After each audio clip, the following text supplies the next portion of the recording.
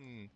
Hello, everybody. Welcome to another wonderful NGS match. My name is Kime, and with me is. I am No Pointer, and I'm excited to be here on Infernal Shrines and see a match between these two teams. I hadn't said what map we were on yet. Spoilers. Yes, and the two teams that we'll be seeing today are Spooky Ghosts and sOaK Every Lane. So taking a quick look at the standings just to see. So sOaK Every Lane is right now at the very top of the match. Of the division, they are first place. It's a tight race for top, 3 or 4. And then Spooky Ghosts down on the other end. But important to note that sOaK Every Lane has like twice as many matches played as Spooky Ghosts. So keep in mind that the points are not fully a fair comparison there. hmm I agree with you, Kime. You might think that a match between the top level and the bottom of a division isn't really worth to be excited about. Because Spooky Ghosts haven't really played that much this season, they've got some strategies they haven't pulled out yet, and they are still a pretty good team. Mhm.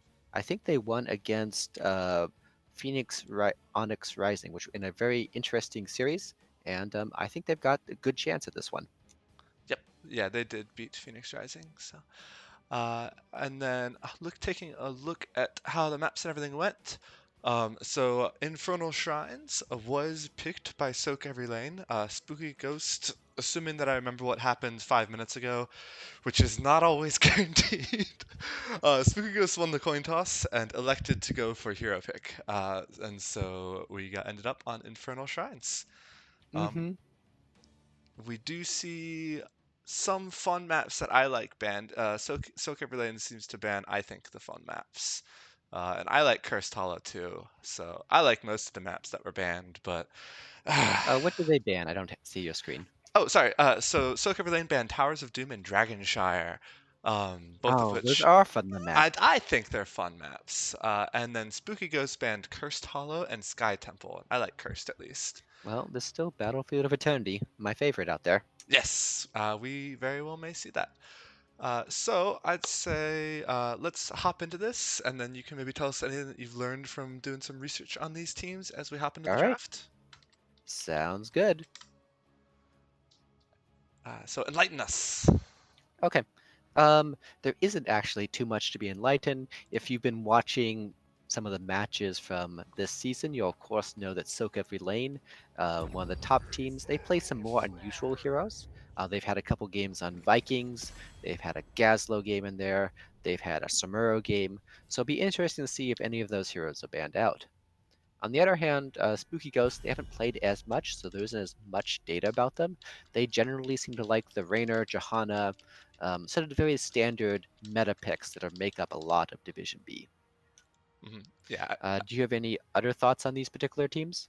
not so especially like you were saying though. In Division B, you see, famously Johanna and Raynor. Everybody noticed when the stats came out recently or last week. I think we saw it. Johanna and Raynor are played, and I checked it too yesterday in a different. It was a Div B East. It's actually very similar.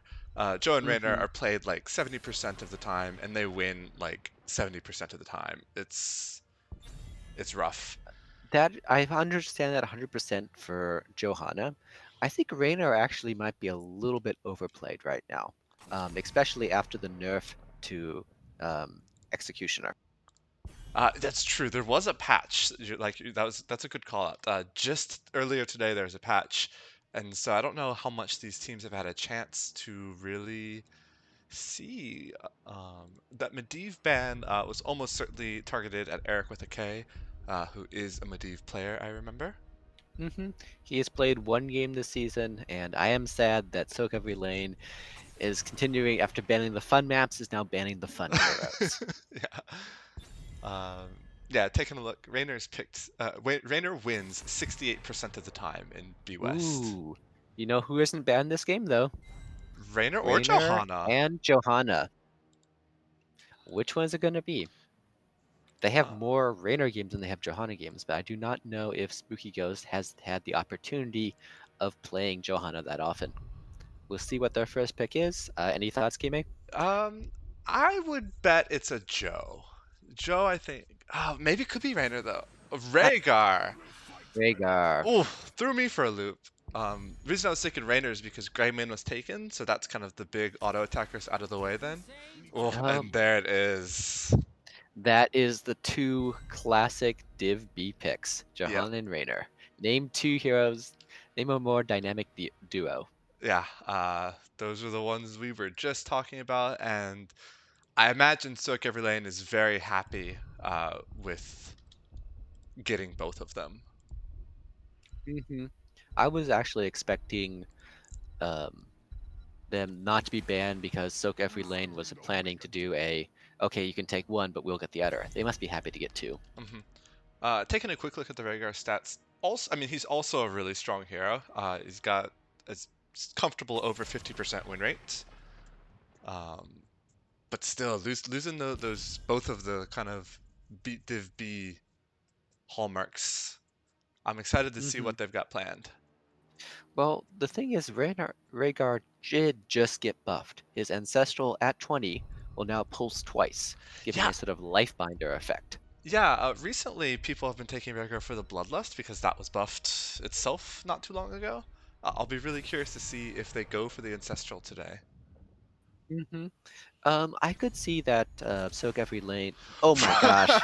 Oh my, that what I was gonna say just flew right out of my head because Yeah, there's a chill gall on the scene. what do we What even? is this game? A Oh my what is this goodness. game? I don't know. Soak every lane. What are you doing to us? Have we played a chill gall before? Um, keep talking. I'm gonna quickly check the stats. Yeah, sure. So Cho'Gall on Infernal Shrines. It's a you can have. I guess if they pick an offlaner who can rotate, then you can stick four people in one lane. Otherwise, you just have to rotate with the Cho'Gall, which can be a little bit awkward. I love the Karazim pickup. Karazim can be pretty assassiny with the damage itself, and then also the seven-sided strike will wreck a Cho'Gall, especially before they get whatever their version of Ice Block is, molten block, something like that. I have quickly scanned for the last 4 seasons of Nexus Gaming Series of Soak Every Lane, and they have not played a Cho'Gall before. All right. Well, they're doing it today, so Okay, this will be interesting to see. I'm actually not sure I really like the Kerosene pick. I understand he does do a good amount of damage to Cho'Gall or mhm. any high health heroes, but he does not do well against the poke that Cho'Gall can provide. Yes. Well, they've got Rhaegar for the support too. This is a double heal. Oh, you're right. You are correct. Yeah. Um, Um, I don't how? know. I would have really liked to see the Grey Mane that had been banned out, or Mhm. some way of focusing damage on the Cho'Gall, but it's been a long time since I've seen a Cho'Gall in League play, and I look forward to this game. I'm looking forward to it too. Yeah. Karazim Vala don't have the best wave clear. But it's not super fast on the side of Soak Every Lane either. hmm Um, and yeah, Vala also does get percent damage later on, which will be really helpful. She just has a lot of high single target damage. hmm The question is, can you keep her up with the Cho'Gall, looking at her, the blinds from the Johanna, the Raynor getting a few pot shots in, Yeah. but we shall see. Yep. And then one last call, really quickly. I love the Zarya pick as well. I've been saying for a while, I think Zarya is a criminally underrated hero. So I want to see good things happen with that. Um, all right. I'll start with Spooky Ghosts to give him a Okay. little call out. All right. So on the side of Spooky Ghosts, we have Eric with a K on Karazim, Boundrix on Zarya, Little Wolf on Rhaegar, Rogoth and ETC, and Calidius with Vala. All right. We have Philip K on Johanna, Strogs on Ario, DM13 on Raynor, and the dynamic duo of White Brew, White Brew, Whip Bro, Duho? Whip, Whip Duho on Wipeout and VMed on Cho'Gall. And let's see what they can accomplish in this game. There's already some poking going on the beginning. Zarya's getting some energy, but again, looks like a little bit bit better clear on the side of sOaK every lane as they rotate down. So far, at least, yeah. And we do have Oh, I didn't even notice Johanna offlane. I just saw this for the first time yesterday. Do you think Uh, that is a permanent thing they're doing, or is it something they're going to change up later? I think they're gonna keep Joe in the offlane. I don't think I that. would honestly expect a Rainer off lane here, but it does seem to be working out. She only has to deal with Karazim up Mhm. top, who is there's not going to she's not going to suffer too much for that. Yeah, and Joe has significantly better wave clear than Karazim as well. Both teams Okay. going for their camps, which I like. Yep. Both of them taking them about roughly the same time. Spooky Ghost with Rhaegar is going to have a little bit better clear. They're going to get slightly ahead of sOaK every lane. And now both teams look like they're looking at bottom camp. I think they're just checking it. So in a sustained fight over bottom, who wins here? I mean, I would put it at sOaK every lane, but I honestly don't feel confident with that. These I mean, the comps, Cho'Gall is at half health. He's going to get healed up by the Ariel. He's a bit low. He's going to have to back off there. He got yeah, down to about 400 health, and it looks like Spooky Ghost is going to take advantage and clear up the bottom. yeah. I mean, it looks minion like I camp was there. proved wrong almost immediately. So, thanks both of the teams here. Well, it's hard to judge. The Cho'Gall is such an unusual pick that I think both teams have a little harder time knowing how to play with it and play against it. hmm We do see the first shrine is going to be mid in another minute or so. So nothing too exploitable there, really. It's close enough to all the lanes. Now, for Shrine Clear, I think I gotta give it to sOaK every lane. I The think Cho'Gall poke with the Ariel sustained heals, that is going to be just a lot of being able to stay outside of the fight, throw stuff in, and potentially pick off skeleton or minions from the yeah. background. Yep, and Joe able to go up there to group them and kill them as well. I think sOaK every lane has a much more... I think they have a comfortable lead with the actual shrine. But if Spooky Ghost is able to push them off, you know, like they won down in bot lane just a minute ago, we'll see. It's going to come down to how much, if they can do damage to the Cho'Gall that makes him difficult to go in and generate energy for their Ariel. And also, it's not a disaster if Spooky Ghost loses this one. Yes. They are playing more towards 10. Ooh, beautiful bomb. That's going to be a lot of damage on Spooky Ghost side, and Cho'Gall is doing Cho'Gall things. Kerosene jumps in, gets a poke, and both teams are just brawling here. Cho'Gall is mostly healthy. He's generating more heals to make himself more healthy. And it looks like both teams about 25, a little bit lead on the side of Spooky Ghost. ETC and They bot are both getting down low, to though. half health, yes. It's double healer, but neither of the healers are what you think of as the highest healing output. So it looks like Spooky Ghost taking a minute to back up, tap, and then maybe go back in. They're getting some taps in there. They only have 7 more to go. sOaK every lane is equalizing it up, and they just managed. It's exactly tied now. Both teams need 7 more. Sorry, it's a bit low. 4 more, 3 more. It's going to come down to 2 more. 2 more. 2 more on each side. Swatching. Oh, and looks like Spooky Ghost managed to do it the last second there. That was really close. Johanna's in trouble too. She's out of mana. Oh. So getting the Punisher really close, and then also being able to secure a Johanna kill. Spooky Ghost has got to be really happy with how that went. And it's a Frozen Punisher. And look in top lane. It looks like the blue camp won the war and managed to clear out the opposing camp. Yeah. So that means Raynor has to go up there, and he's not going down and helping on killing that Punisher. Yeah, Frozen Punisher. If it gets one more freeze off, could freeze the fort. It's gonna freeze the fort, I think. But they're not gonna push it. I think Spooky Ghost arguably Tried to been able to push it there. Yeah, but they're going for the camp. I like this too. It is good, and that is more than usually the first Punisher gets. Soccer He Lane got the wall sees it. and the force down to half. Yeah, you're right. Yep, and let them steal the camp as well. So that was a pretty good first Punisher. They lucked out a little bit that it was a Frozen Punisher, which I think is most of the time the best one. Oh, I agree. While we have a little bit of a low, does anything stand out for you in the talent? Let's take a look. So full multi-shot build with Vala, which makes sense on this map, because Spooky Ghost being a little bit low on kind of just clear in general. So I like that. Gosh, I'm trying to look at these other heroes and I'm like, which ones am I comfortable with? And like, none of them? Mm. There are some slightly unusual talents on the supports. Electrical Charge is not the level 1 I see the most often, same with level 4 and Rhaegar, but is perfectly defensible. Yeah. Um, Joe took Reinforce at 1, which we don't see super often, but I think that makes sense with this comp. mhm.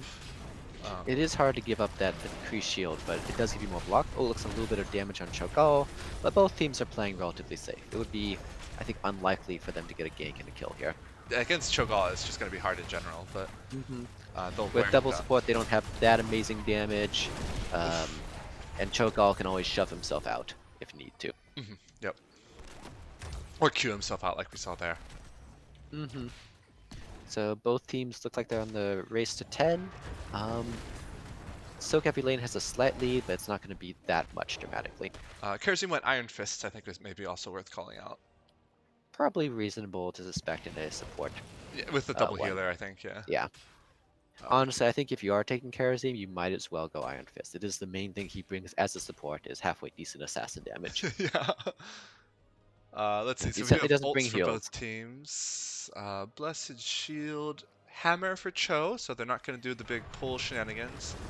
Shadow Bolt, Crystal Aegis, no revive, Let's slide on Johanna. and She's still Hyperion. got shield up, and she can walk. Yeah, Crystal Aegis I like on this one is going to be more useful than Resurrect. I know a lot of Ariel um, went for Resurrect after the changes to it, Hmm. but it doesn't quite feel as impactful as it could be. Hmm. Rhaegar went Bloodlust, of course, and we also have Reign of Vengeance, Graviton Surge, and Seven-Sided Strike, and Mosh Pit. So nothing really too surprising on the ultimates.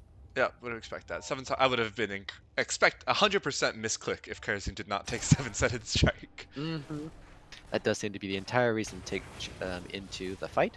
Yep. And looks like we're going to have a fight for the next shrine. At 10s, um, who do you see this fight favoring? Um, so I think if Spooky Ghost gets off a good Bloodlust or a good Mosh Pit or something like that, they can turn the fight entirely in their favor. Those are really impactful ults. Cho'Gall's looking at the back here, looking for coming in there. Rainer's isolated on Spooky, top. Spooky Ghost has a bit of... oh, Graviton Surge goes out, Cho'Gall is caught. There's a Bloodlust going on, Bloodlust, Cho'Gall is going Hyperion. to hit him. He gets knocked down to about half, he's coming out. He's stunned, he's low, he's dead. And that's looks like that's going to be the end of the fight there without the main damage. Yeah. And Spooky looks like Ghosts Joe's are gonna running fall Joe too. down. 40 Yeah. hit points, and that's enough. That's 3 kills for nothing. Yeah, And that's what we were afraid of, is that with if Spooky Ghost gets off a really good Bloodlust, you don't want to fight into a Bloodlust comp, it's hard. you can't not fight into a Bloodless comp when they're all running at you, and they're faster, and you're right on top of you. Yes, that is the problem. We've Mhm. seen teams in the past have, when the other team had an early Rhaegar, like we saw in this draft, they'll draft things like Stukov or Tassadar that can really Deckard came disengage. Deckard. particularly good, I Mhm. think. Yep. Things that can disengage a Bloodlust, but we don't really have. We have Aegis, which I think is a good protection, Mhm. but not really much else. So we'll have to see if Cho'Gall out of position. Should be fine, right? Yeah, he's choke. Oh, he's got stuns. Ooh, Rhaegar not fine. Going a little bit aggressive as Rhaegars tend to do. Look at bottom lane though for a while. It looks like there's a counter push going. Okay. I like that. Yeah. Karazim defending. Looks like Spooky Ghosts are trying to flank, and sOaK every lane wisely backing off as they see people missing on them. Mhm. That was like a nice, good push from Spooky Ghost. Good defense and good counter push from sOaK Lane. Well played from both teams. Node experience is still even though, so even though there's a structure advantage for Spooky Ghost, they aren't in a significant lead. This game can still change, and they're going to require to at least win another objective to get a keep to really put things in their favor. Hmm. But forts nowadays, it's a very much an advantage over time aspect with the catapults and the hmm scaling XP. So, sOaK Lane needs to change the status quo because, as is, Spooky Ghost is going to get farther and farther ahead. Does Cho'Gall still have that scaling talent? Cho'Gall has a talent that scales, but it's not infinite anymore. Okay. And Trying to remember when that actually starts, because I don't see a scaling talent yet. I think it was earlier, Okay. maybe. It's been so long since I've Yeah, played it's been Cho'Gall. so long since I've I seen a know. Cho'Gall as well. But both teams just skirmishing a little bit. Ah, Joe still doing the off lane thing. yes, and we do have Molten Block on 13, which is a great pickup for Cho. It will help keep him alive hmm even longer. The thing though is when he's in Molten Block or when he's in the Aegis, he's not doing any damage. That basically means that the rest of the team is down to 3 people. So Molten Block, I think Gall can still do Oh, damage. again? I think so. And I want to say That'd be Aegis they significant. can't, but I'm not 100% sure on that. Uh-oh, there's a flank here from sOaK Every Lane. ETC is in ETC's big in no trouble. trouble. He gets interrupted on the slide. He's stunned. He's got the push. There's a shadow volley firing off. He might be able to get out there. He's a little I separated, think so, yeah. but he can. Cho'Gall chasing him down. Nope. Yeah, that was a good attempt by sOaK Every Lane and really nice by Rogoth and ETC to escape. Oh, Okay. Mega Muffin's saying that level 4 is the scaling one. Okay. Okay, I was gonna say I It thought it does was not earlier. look like he took that. Yep. Level 16, I will note, is a pretty big power spike for Cho'Gall. They get some really powerful CC at that tier if they want it. Mm. So we see 16s right now for both teams. So even on XP. Yep, they are just matching each other right now. And it's going to come down to those team fights. Yeah, so Um, if you look at the 13 and 16 from Gall, you see a really nice combo there of more Dread oh, the Orbs stun on the and stun orbs. on the orb. Yep. Those are particularly good. And we'll see. Oh, wait, Shrine is up, and this time it looks like sOaK Every Lane is going to be the first one to set up. Yep. Although not far behind Spooky Ooh, Ghosts the here. Shadow Volley Bloodlust going is out. out. Bloodlust in response. Molten Stasis, Block. Molten Core going out. Rhaegar a little bit low. He's down. Who Vala is that? takes a stun. And Cho'Gall's still full healthy, and Cho'Gall is wrecking people. Joe's a Ariel little bit getting low, some. but she's fine. Yeah, Ariel getting some And big Rhaegar heals. cleans up in the back line there. Oof. And that is going to be a free for nothing. Yep. Might even be more. Yeah, Zarya's in trouble too. Yep. Nice She has a shield at unstoppable the last shield. second. Oh 200 no. health. No, not quite. Rogoth tried to come in and help, but honestly, Rogoth had to be careful too, with only 300 HP. Mm-hmm. Very decisive fight for sOaK Every Lane. Yeah, that fight went exactly as they wanted. Cho'Gall went and did Cho'Gall things, and he had enough help point to last long enough to continue. Yep. At least one silver lining is that their camp, blue camp again, won the war between the camps, managing to clear the other camp. So Johanna needs to go up and clear that. That's good. They're gonna lose the fort here for sure, Spooky Ghosts, but they're gonna try to not lose much more than the wall. Mm-hmm. And the Punisher is still full of health though. That's going to be difficult, and Cho'Gall can definitely siege in. Hmm. So it looks like Joe is going to continue double soaking. She might be a little trouble as ult is popped there to do a little bit more damage to her. Yeah. So thinking But looks back on like the fight that Spooky Ghost lost there, they put a bunch of damage into both Cho'Gall and Joe, and Ariel hmm did a really good job healing that up. So I wonder if they should just try to just get past that really beefy front line and see it's if going getting to be on the Ariel or difficult. the Rainer or something right away. hmm what is the healing reduction that Cho'Gall is doing? Healing reduction that Cho'Gall is doing? I see people on Spooky Ghost taking a healing reduction. It looks like at level 7 for Cho, every time Cho Uh, hits an enemy, so it's a Dread Orb synergy again. okay. Yeah, Um, that looks like it was wrecking them. Double support is significantly less good when two of your heroes are operating at only 70% efficiency. yeah, for sure. I'm loving this, just the full Dread Orb synergy that both Cho and Gall have talented for. hmm I honestly wonder if this is one of B Med's or uh, sOaK Every Lane's new strategies to force more heroes for enemy teams to face. Because you already want to ban the Lost Vikings, you want to ban the Samuro, but can you ban all those and the Cho'Gall? Yes, sOaK Every Lane is really getting these off-meta heroes that they're scary on, which makes drafts really irritating for other teams. Mm-hmm. It is extremely irritating and good for them because other teams have to waste bans on heroes that they may not. All Uh, right, 20s. Mega Muffin and Trabe have become the Wipeout Mega Fan and Wipeout Nega Fan in Ah, chat. Uh, it's good that there is balance within the yes, force. yes. But it looks like sOaK Every Lane is seeing what they can do to take advantage of their 20s. They've still got a full level lead before Spooky Ghost can engage on an equal footing. Yeah, it's important to note that despite the level lead, despite the decisive victory on the last objective, even in structures, in fact, a slight lead to Spooky Ghost if we look at HP. I don't think it's gonna hold up though, as they're pushing top pretty hard. Yeah, it's going to be hard to defend this fort down 20s. And Karazim is still in the bottom, trying to get desperately up to 20 Yeah, before this next shrine comes on. especially just today, forts and keeps were nerfed. They do less damage and reduce less armor now.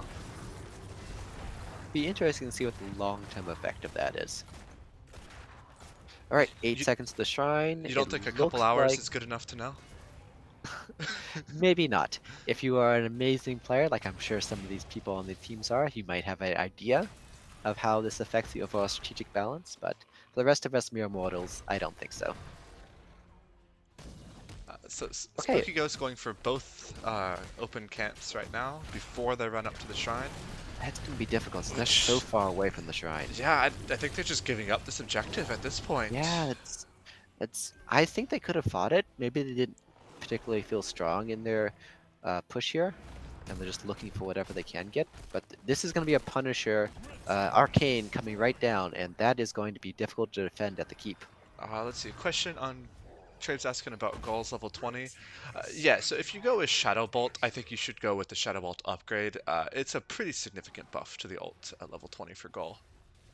hmm It will allow him just wipe an entire team if he gets off a good Shadow Volley. Yep. And can Gaul still use abilities of Crystal Aegis? I don't remember. I think no, but I'm not sure. ETC gets down to half health, just a little bit of Rainer poke and the uh, Punisher doing some damage on him. But here comes Hyperion. They just want to push down this Going fort. out, we need a They are. Bloodlust. Oh, there's a Bloodlust goes out. Bloodlust goes out. There's Graviton Surge. There is a lot of damage, however, coming on Spooky Ghost teams as they run away. Rhaegar escaping at 100 health, and Vala not escaping at all. Yeah, unfortunately, This could be ETC had game. his Mosh interrupted before it started, so it's off cooldown right now. But that was an important Mosh.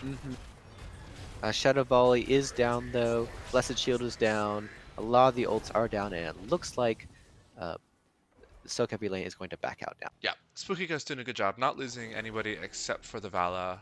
Means that they're able to kind of keep up this defense here. ETC has not picked a level 20 yet, and I really feel like they should because you can die quickly, and if you want death metal, Ooh, ooh, Ariel's in a Ariel. little bit of trouble. Uh-oh, Ariel. Crystal Aegis, but I think they're just Throws gonna out the stay there. Aegis on herself, but that's going to be difficult for her to finish off. I don't know And about I that think mosh that pit. was I feel mosh like. pit. What do you think? Was that necessary? That was a bit of showing off. Okay. Unnecessary musical interlude. Yes. Um, It's still going to be Ariel Karazin down for being the next 50 aggressive seconds. here. This is a 1v3 that Karazin Yeah. just ran into. He can jump out. Nope. He was Oof. trying to jump out to that poor Earth ally, but got interrupted by the Blessed Shield and never got to click his buttons. That was just a straight up misplay, I think, from Eric with a K, who's had some pretty solid play up to now. But that was, you see two bodies, but it's actually three. I mean, because none of us have ever made a misplay. No, I am perfection. I'm not known for feeding. That would be foolish. Yes, definitely not. No. I have definitely never misclicked any of my abilities either. No. All right. Well, with both teams suffering a death, I think this is going to get a little bit quiet now. There's not too much more on the map. Spooky Ghost tries to push out a little bit top so they have some more time when the objective does happen. Yeah, I'm gonna And trade it's off gonna camps be- here too. Yeah. It's gonna be difficult for either team to get significant structural or objective damage when there's no sOaK every structures lane look in. like they may be trying though. Think they're gonna try pushing bottom here? No, they're backing off for the can. No. So Wipeout's gonna try to poke it at least. Wipe Dudo. Eh, he can get some poke in there, and he's reasonably safe on Cho'Gall. Or not.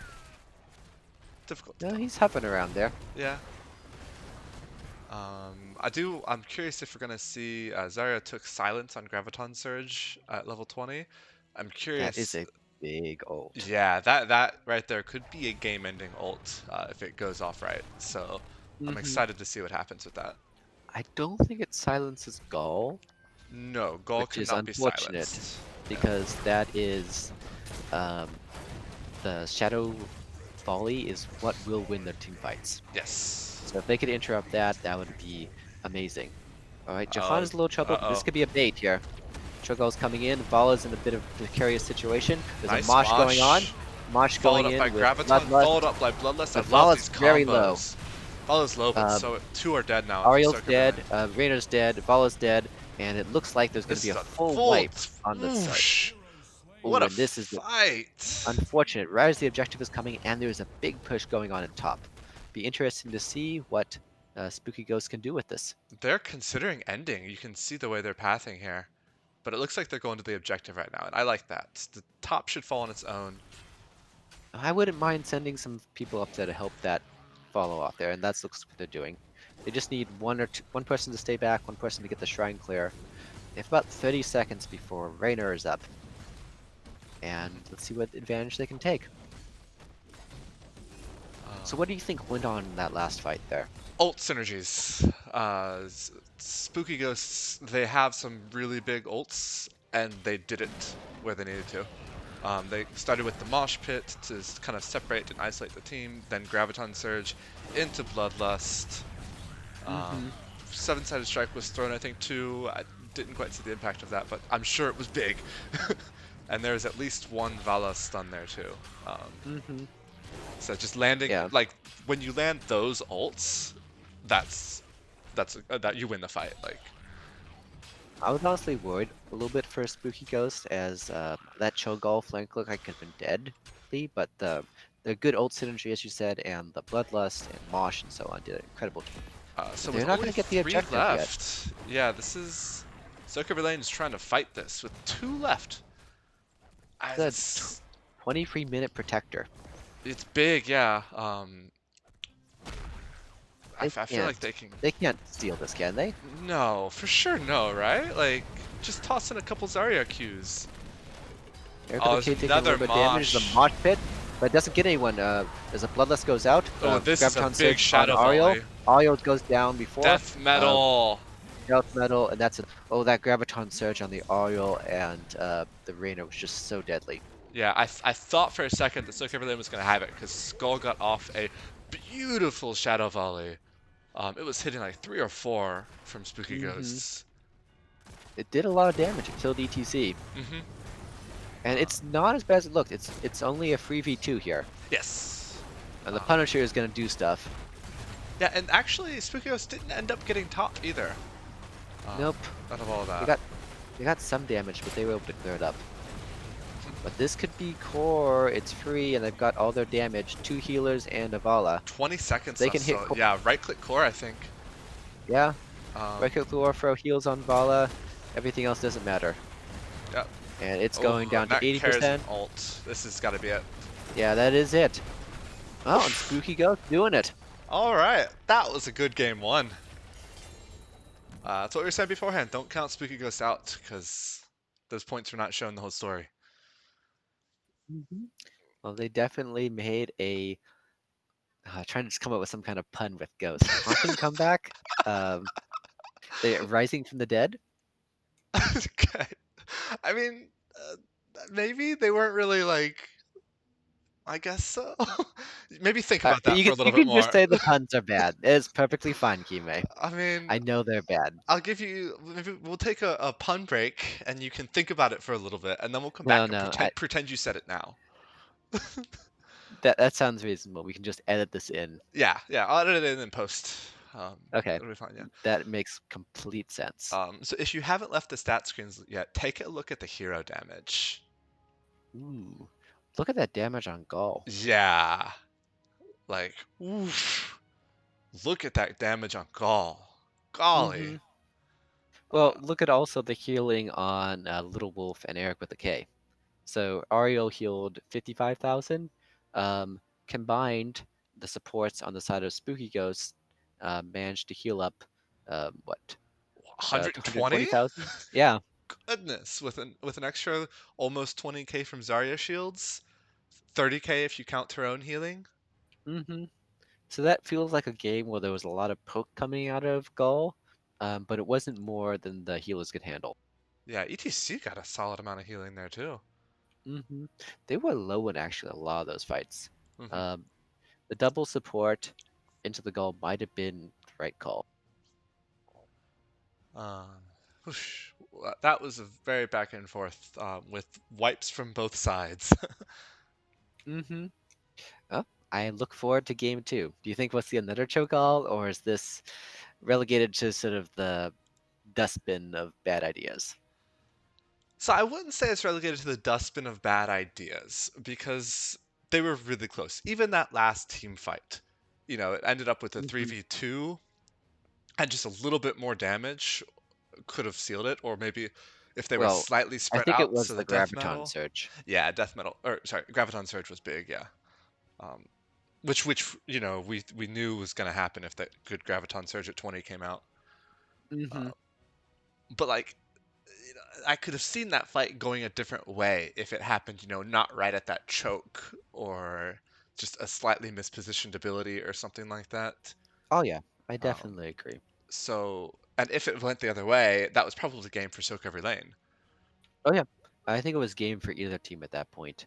A 23-minute Punisher combined with a few death will destroy a lot of stuff in its path. Yep. So yeah, so I don't think that they should. Their draft was a little unorthodox. Joe offlane, Cho'Gall, Ariel even's not seen very much nowadays, but I don't think they should count it out quite yet. Okay. Will they pull it out this series? I don't know. Maybe they want a little bit more out of match time to polish it up a bit. But I would not be surprised to see them pull that out again this season. Okay. Well, I'm actually hoping that the fun heroes are not banned this time. We get to see them like a Medivh versus a Lost Vikings with a Samara thrown in there. I don't know how BMed is going to play two heroes at once, but I'm sure he'll find a way. Well, Vikings. That's how you play more than Sure. one hero at Yeah, that's once, three right? heroes at once. Yeah. And all you got to do is, go int with Eric or something, and then it's two heroes, just like you said. Okay. That is how I play Vikings. Yep. I would not be surprised to not see Vikings today because they had some not small talent shifts just earlier today. They seemed mostly beneficial from what I saw. They were buffs. They were just not buffs in the traditional way that you would play Vikings. It was Hmm. very much team fight buffs. Okay. And so I experimented with it a little bit today, and I'm not sold on full team fight Vikings yet, which I think Mm-hmm. they'd have to have some pretty significant buffs there for that.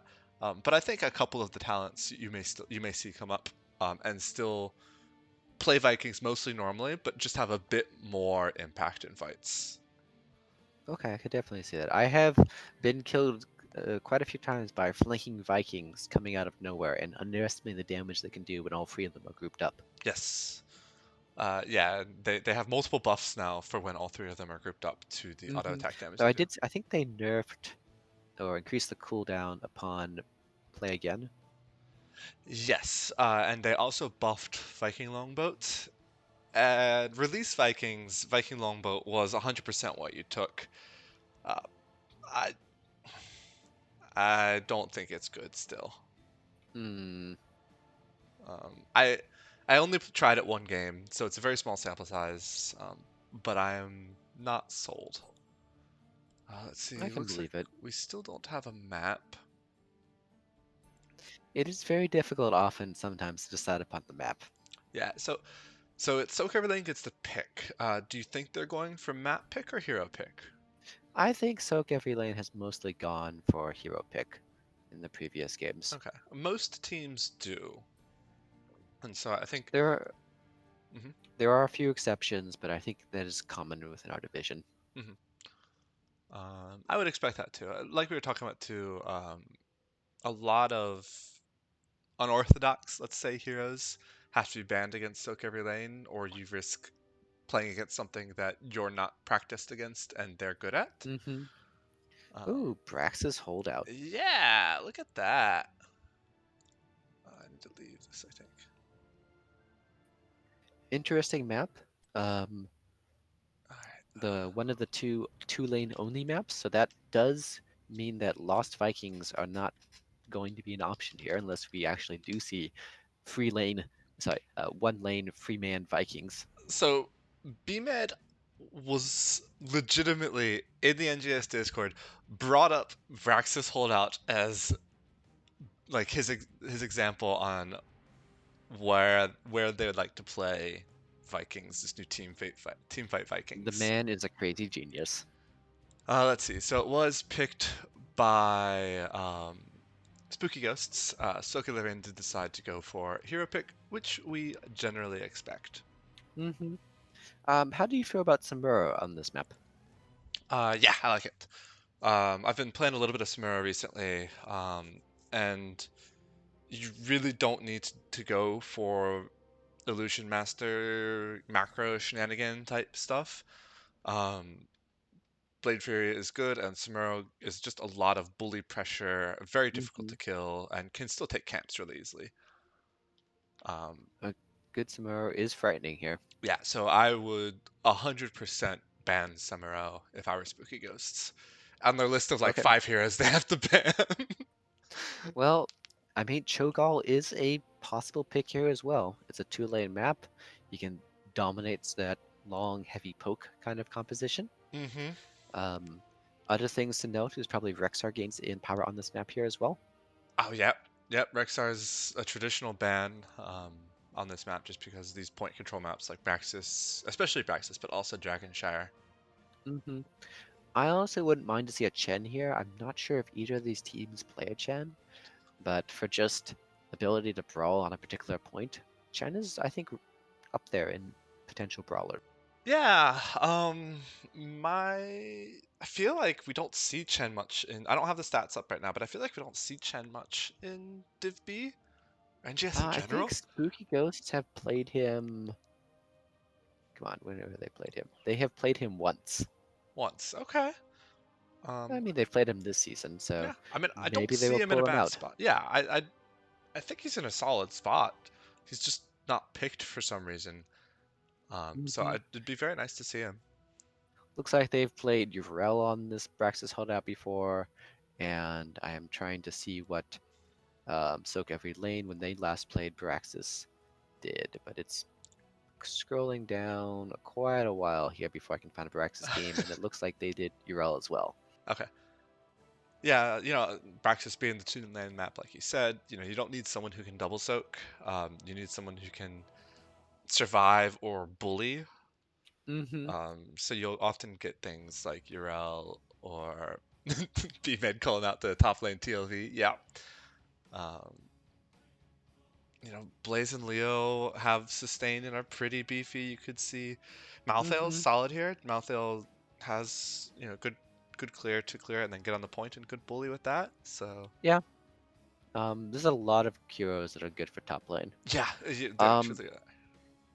Bottom lane, I think high healing supports do rise in popularity here. So the Honors, the Stukovs hmm of the world who just be able to put out consistent amount of raw healing Yeah, as you sort of brawl over that bottom point. yeah. Bottom is basically ARAM. Um, The so best and purest form of HOTS. no, no, no. My best game of HOTS was still that one time when all other 9 people died and I was free to go take camps. That is As HOTS. should be intended. Yes, that's the way it was meant to be played. I wish I could play it all the time without you other 9 people just messing stuff up. Tisk tisk tisk. Alright, we're good to go, yep. You're good. However, we've brought up a lot of possible options. I still think Samuro is one of the scarier people here. I don't think Samu makes it through the bans. I don't expect that either. Do you Let's see. think Joe makes it through the bans? Let's see. Soccer Lane has first pick. I mean, maybe Spooky Ghost does that same kind of thing where they let both Joe and Raynor through, and this time take one of them. Do we have any sub outs? Rainer, I'm not sure is that amazing here. He's good, but Vala in that last game was, I think, just as good. Yeah, Valo did really well. Medivh banned There's again. the No fun allowed here. Nope. It is a good bat for Medivh. He can do the portals, jump over the wall. He can farm stacks more easily in that eternal brawling format. Yes, I'm assuming Medivh, looking at the stats here. So, looks like 67% win rate. That's pretty impressive, right? 3 games played total, right? You Ooh, know. Rhaegar ban. You know. So Rhaegar ban sort of shuts off the Bloodlust comp, comp they used very well themselves in the last game. So maybe they are respecting that and seeing what their opponents pick. Yeah, I think they just think Rhaegar, possibly justifiably, Spooky Ghost is saying Rhaegar is first pick material, so they don't want to give it up for sOaK every lane. After a game like the last one, I might be inclined to agree with them. I'm 100% not at all convinced that they're wrong. No. We talk a lot about Joe and Raynor, but I think that Rhaegar has Bloodlust does have some counters. Disengage stops him. I think Deckard Sleep does a good job of also countering him. And look, Joe and Raynor. they're both up. Yep. Joe and Raynor up. Yeah. Looking again at the Mephisto ban, Mephisto has a deceptively high win rate as well in Div B, so I'm not surprised to see that. Mephisto, I think, is just broken. He's a really good hero. Yeah. That did not get any nerfs in the last patch. Yeah. There's so many like really good heroes that need bans. Greymane and ETC. Okay, ETC Probably I like. one of the second most popular tank, and Greymane has shown some extraordinary versatility. He's great in the blow-up comps. He's great in the Bloodlust comps. He's great in just being a range carry. He's great for taking camps. Can't really go wrong with a Greymane. Yep. Yeah, Greymane is about 50-50 with wins, but it's still super popular in drafts. Well, here's the first difference in the draft. Well, aside from the Greymane, KT instead of Cho'Gall. Yeah. Yeah, I guess I'm just still kind of processing that Suki just really doesn't value, Raynor that high. Yeah. He is a good one, but I do think that Greymane and Vala are at least do his same kind of role. I'm just telling you, the numbers don't lie. Numbers say it's Raynor. He is a good run weight. There's no possible contributing factors. These are very isolated variables. You can just look at the raw win rate number and be able to tell. There's the Rexar ban, and 2 supports gone as well. Of the supports left, there's still an Ana. I'm not sure if she synergizes particularly well with ETC or Greymane. Other options are the Anduin, generally good. Malfurion maybe? So with Ana, I'm thinking Greymane and ETC both sometimes go kind of deep, and Ana can still keep up those heals. Malfurion's hard, but I think he's good. Oh, there you go. Ooh, there he goes. He is a hard character to play, so Little Wolf needs to be able to hit his Moonfires and get the roots out and manage to keep rejuves up on the right people at all times. One nice synergy between him and Gul'dan, though, is that he is particularly good as a mana battery. And Gul'dan can be a very mana-hungry hero. That's true. Although as long as you have HP, Gul'dan has infinite mana. Haha, Gazlo. Yep. That is an offlane Gazlo, right? Yeah, that'll be offlane Gazlo. I forgot when we were talking about offlaners exactly what BMed's hero pool was. So Now, I correct me if I'm wrong, but I thought B-Med was down on the Gazlo. That he had been talking that Gazlo hadn't been performing for him as well lately. But Um, I'm excited I to don't know. see him give another chance. Yeah. And Jarell. That's what they played last time on this map. Let's see how she does against Gazlo. So Wipeout is traditionally not their healer, I'm pretty sure. He's played their offlaners, right? Yeah, Wipeout's Blaze. He was Cho last time. I think Strong's was the healer before. Yeah, it looks like they're doing this though. Bit of a role swap. Really hmm interesting. Okay. This might be because of B-Med's desire to be on Gazlo, so you have to work things around. As far as who's gonna offlane, yeah, okay. hmm So, is there any comp that you like particularly here? Oh, let's see. They're both relatively traditional. Offlanes are a little bit weird, but um, I would probably put it in Soak Every Lane's favor. Yeah, I'm gonna have to agree. I have a hard time betting against Gazlo. I'm just uh, gonna ignore the rest of the heroes of this one. Just watch Gazlo full time. yeah, yeah. All Do right, you want to do the introduction? you go ahead with Spooky Ghosts. Okay. Over on the left, we have Spooky Ghost with Little Wolf on Malfurion, Rogoth on ETC, Boundary X on Greymane, Kaleidos on Gul'dan, and up in the top lane, Eric with a K on Yrel. Okay, and over on the side of Soak Every Lane, we have Philip K on Joe, DMN 13 on Raynor, Strogus on Kael'thas, Wipeout on Ana, and up in the top we have BMed on Gazlo.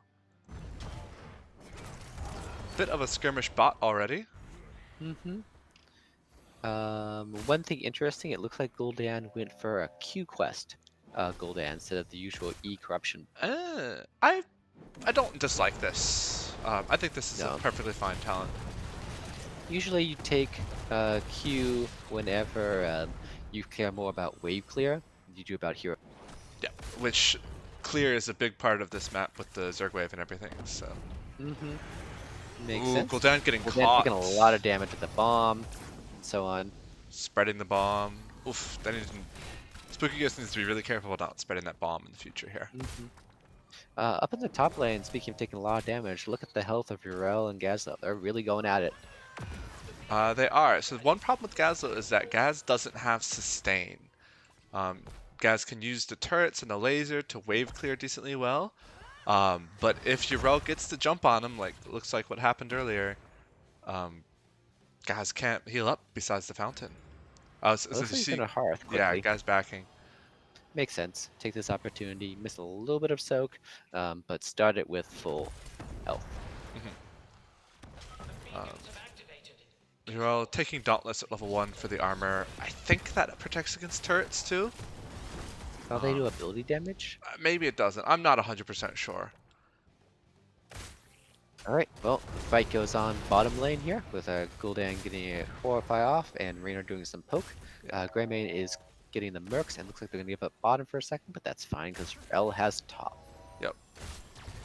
As long as your roll is on top of the turrets, she can probably hold a top point because Gaz can't fight on a point unless He's he doing a has pretty good turrets. job fighting on the point, and he's got the turrets. So They're he does doing have a some couple. Yeah, damage. they are. Gaz is getting poked down. With free turrets, though, I think Yrel has to back off. One Yeah. interesting thing, look where Greymane is right now. Oh, Grandma just going all on the camps. Really counting on Yrel to hold top. So they will give up bottom there.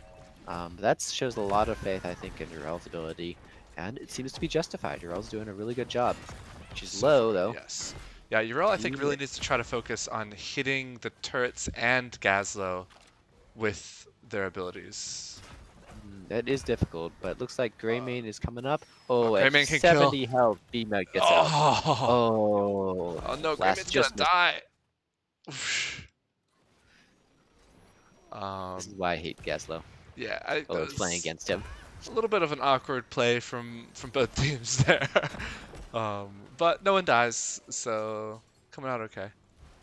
Looks like Raynor and Ana are gonna rotate up to get their EC camp. hmm Let's I'm see going a if full sleep dart build. What do you think about that? that is normal. Okay. You only really want to go the grenade build if you're facing double support or something that relies heavily on healing. Okay. Ooh, Johanna a little bit out there. She's in She gets low. trouble.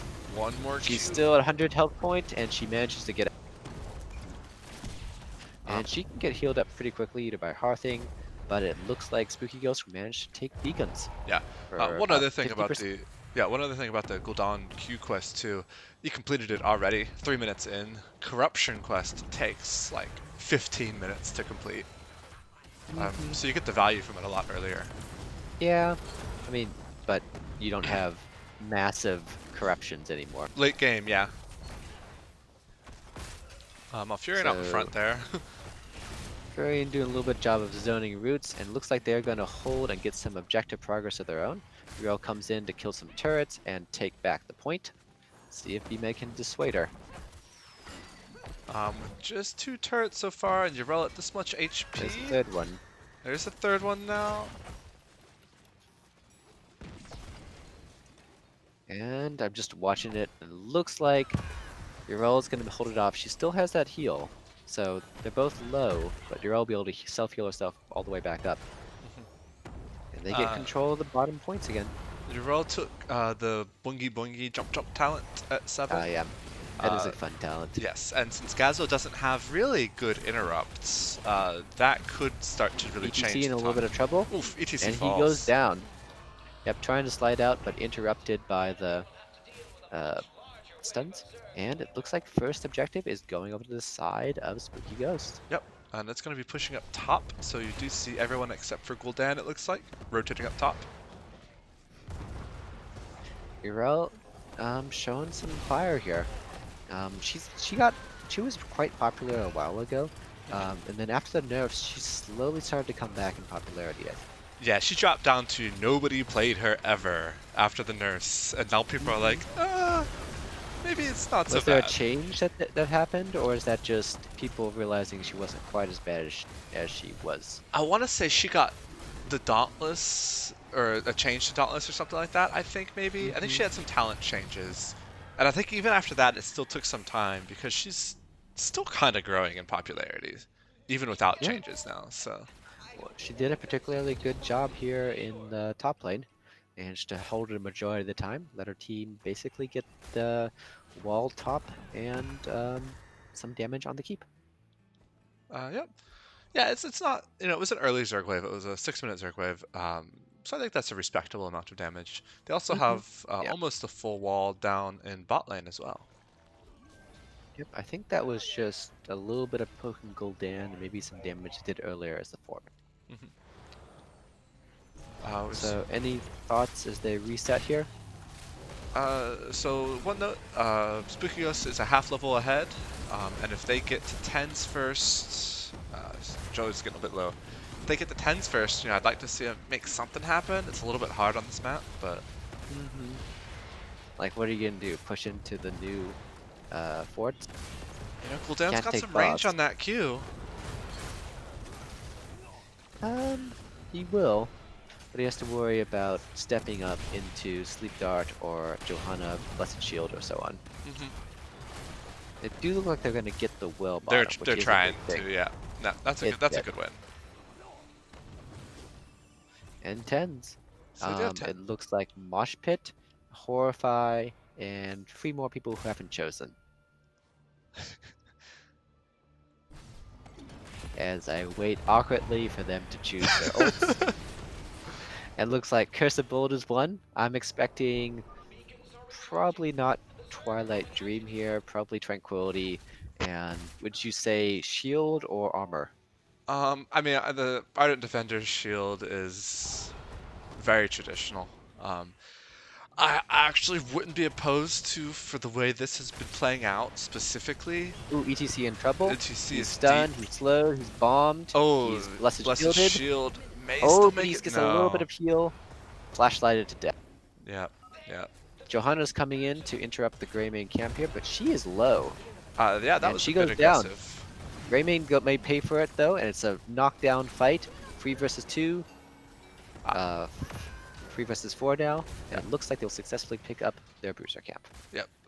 We did see there also what ult your ult took. I was saying that the other ult actually may be valuable because they've been fighting with Gazlowe so long on that point with the turrets.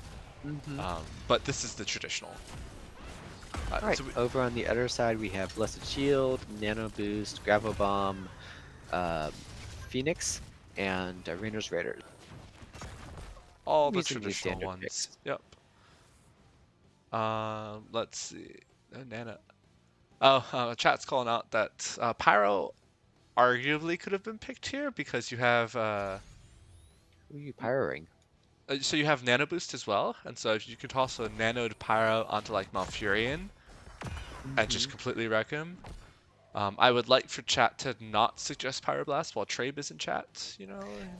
When you say chat, you mean Trave. No, it actually wasn't Trave. It was Mega Muffin who is trolling about 80% of the time anyways. Okay, that explains it. Alright, well, while we And were then talking, it one other looks person as like well. Spooky Ghost manages to get some percentage of the point. There's a fight that goes on bottom. It's a 4v4. Gravel Bomb is out. And both teams are going to back up with not too much damage. Yep, Joe got hurt a decent amount there. So that was a 4v5. Gazla rotated down. Hmm. Yeah, Spooky was probably pretty happy with how that worked. But we could see Ooh, Mosh Pit coming Johanna's in up. a little bit of trouble. She has to pop the shield to get out. ETC is zoning. Kale's throwing out some bombs and damage. Up top, Gazlo is getting chased away by Urel. Manages to dodge a Q. Probably saves his life there. And it looks Kiltoth's like coming more up to rotate. Ooh, if that lands, that's gonna be a dead Urel. Yep. Oh shoot, Oh, she can't get the almost heal got off the in time. heal, yeah. Mm-hmm. So hopefully Spooky Ghost can take advantage, but doesn't look like it's gonna be easy. They are losing chip damage on that fort there, as Gul'dan is imitating a siege tank, throwing out those fell bombs, those fell fires, and corruption.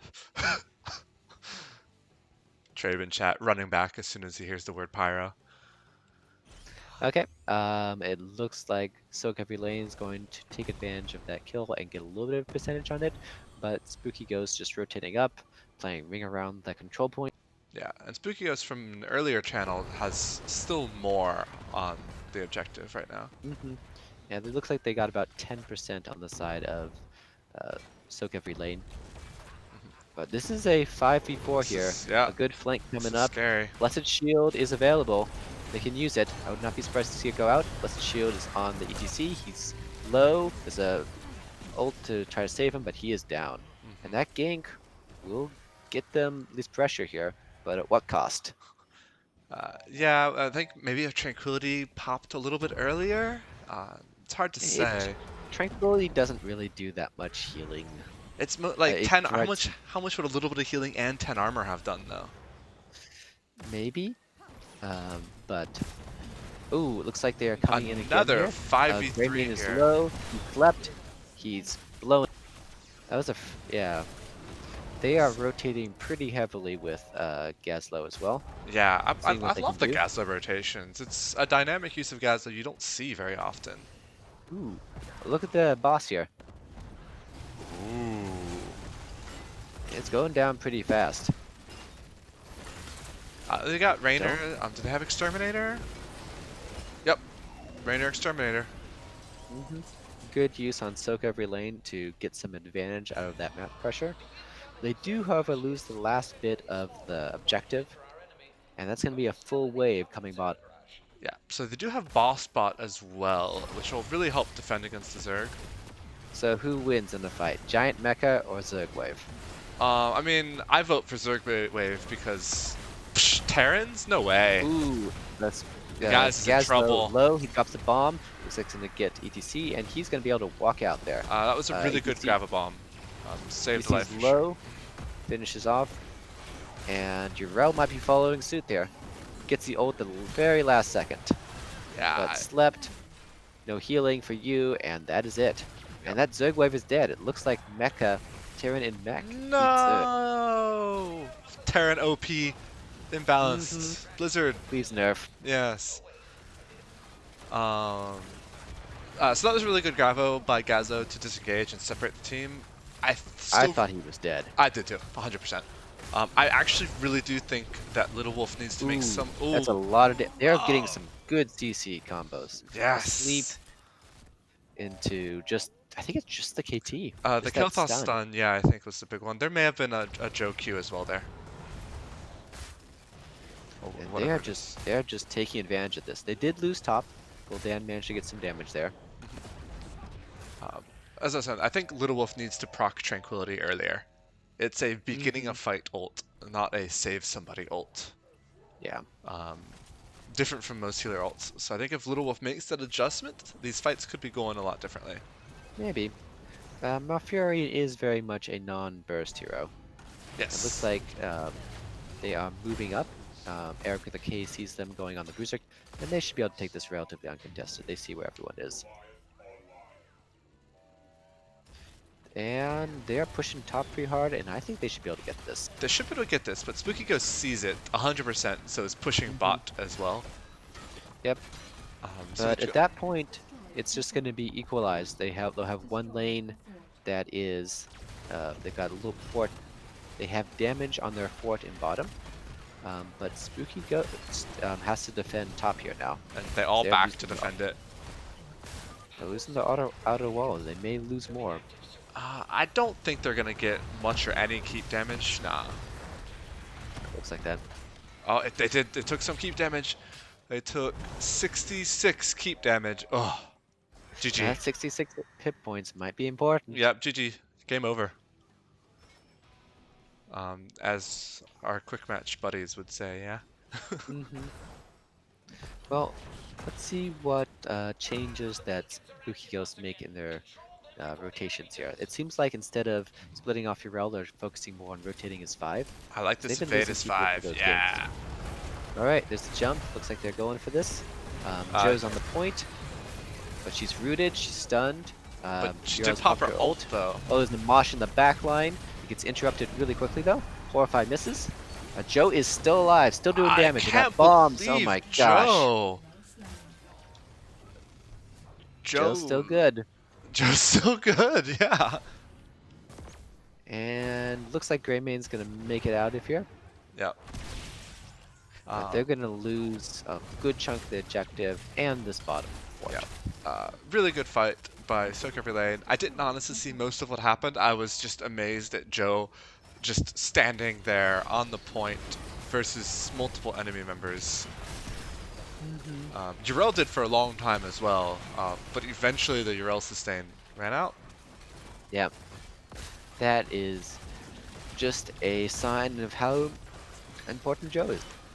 Uh, And it looks like they're gonna Oof, finish off this keep as well. getting That the is a good amount keep. of. Yeah, And sOaK you Every know Lane. what, Teammate? What's up? Look what the Zerg wave is. This is coming straight for Ooh, bottom. this is This is gonna be really game. scary. Yeah. And they're posturing. If they get, oh, there's a ETC gets slid in there. He does not have Mosh up there. And there's a Grabber Bomb going out. He's slowed, he's stunned, he's Oh, stunned just again. so much So combos much with that Grab a stun. Bomb. Oh my goodness. Hmm. Um, Joe is doing Joe thing. There's bombs going off, and that's game. that's these fights have just been brutal. Okay. Oh, Hmm. Kaz died. He died, but if he got his abilities off and the Grabber Bomb, did he really matter in that fight anymore after that point? No, that was what Gaz needed to do, and that's what Gaz did. So solid fight. Solid play from sOaK Every Lane. They were behind in the macro, but on most maps, if you lose two full team wipes in a row, you're in trouble. Hmm. And that is basically what happened. Yup. I do want to call out Little Wolf because I called Little Wolf out earlier for tranquility too late in fights. The last two fights, they did tranquility early uh, and lost the fights anyways, but I felt obligated to call that out because I called it out earlier. Hmm. Yeah, he did a pretty good job. He had the strangling vines for follow up on the roots quite a few times. Used them for zoning as well. But it is really hard. when dealing with heroes like Joe, who can just walk through it, and dealing with the kind of spread damage that KT was putting out there in those close quarter fights where the bombs are spreading. Mhm. Interestingly enough, look at the KT's 20. He took the Master of Flames. Didn't really matter that much, but it did show that Mm, he was focusing more on the bomb build than anything else. yeah. Also, just feeling confident that Joe and Anna will keep him alive. Mm-hmm. Because flamethrower is the other traditional one at 20. Um, but you will get a lot of value out of Master Flames usually, even if you're just making the other team spread out even more. If you're Okay. if you're comfortable enough with the flamethrower, so I'm not sure, but I think they hit 20 around the end of the game, so it didn't make too much of a difference. let's see. Uh, calling out the chat's also calling out the Kel'Thas play, getting a bunch of kills, no deaths. It was Mm-hmm. solid, yeah. Yeah, pretty good. Uh, hero damage, much more even this time around. Nothing like the goal last time, which was just ridiculous. Heals as well, you know, very Pretty close. even. Yeah. XP as well, just Yeah, incredibly it was a close. very even fight that came down to with a couple team fights. Spooky Ghost had an advantage early with their Rel being able to hold the point against the uh, Gazlo quite well, but that seemed to not translate into winning team fights. Yep, you're right. It was a little back and forth with Spookios being able to hold that, but then as soon as the groups happened, Spookios just not able to kind of deal with that overwhelming CC and AoE damage that sOaK Mm-hmm. Everlane was pushing out. All right, so what map are we going to? Alterac Pass, aka the most boring map in existence. It's not my favorite. So It, Spooky Ghost chose hero pick for this. So sOaK Everlane decided to go to Alterac. do you think we'll see a Rhaegar first pick again? Um, I mean,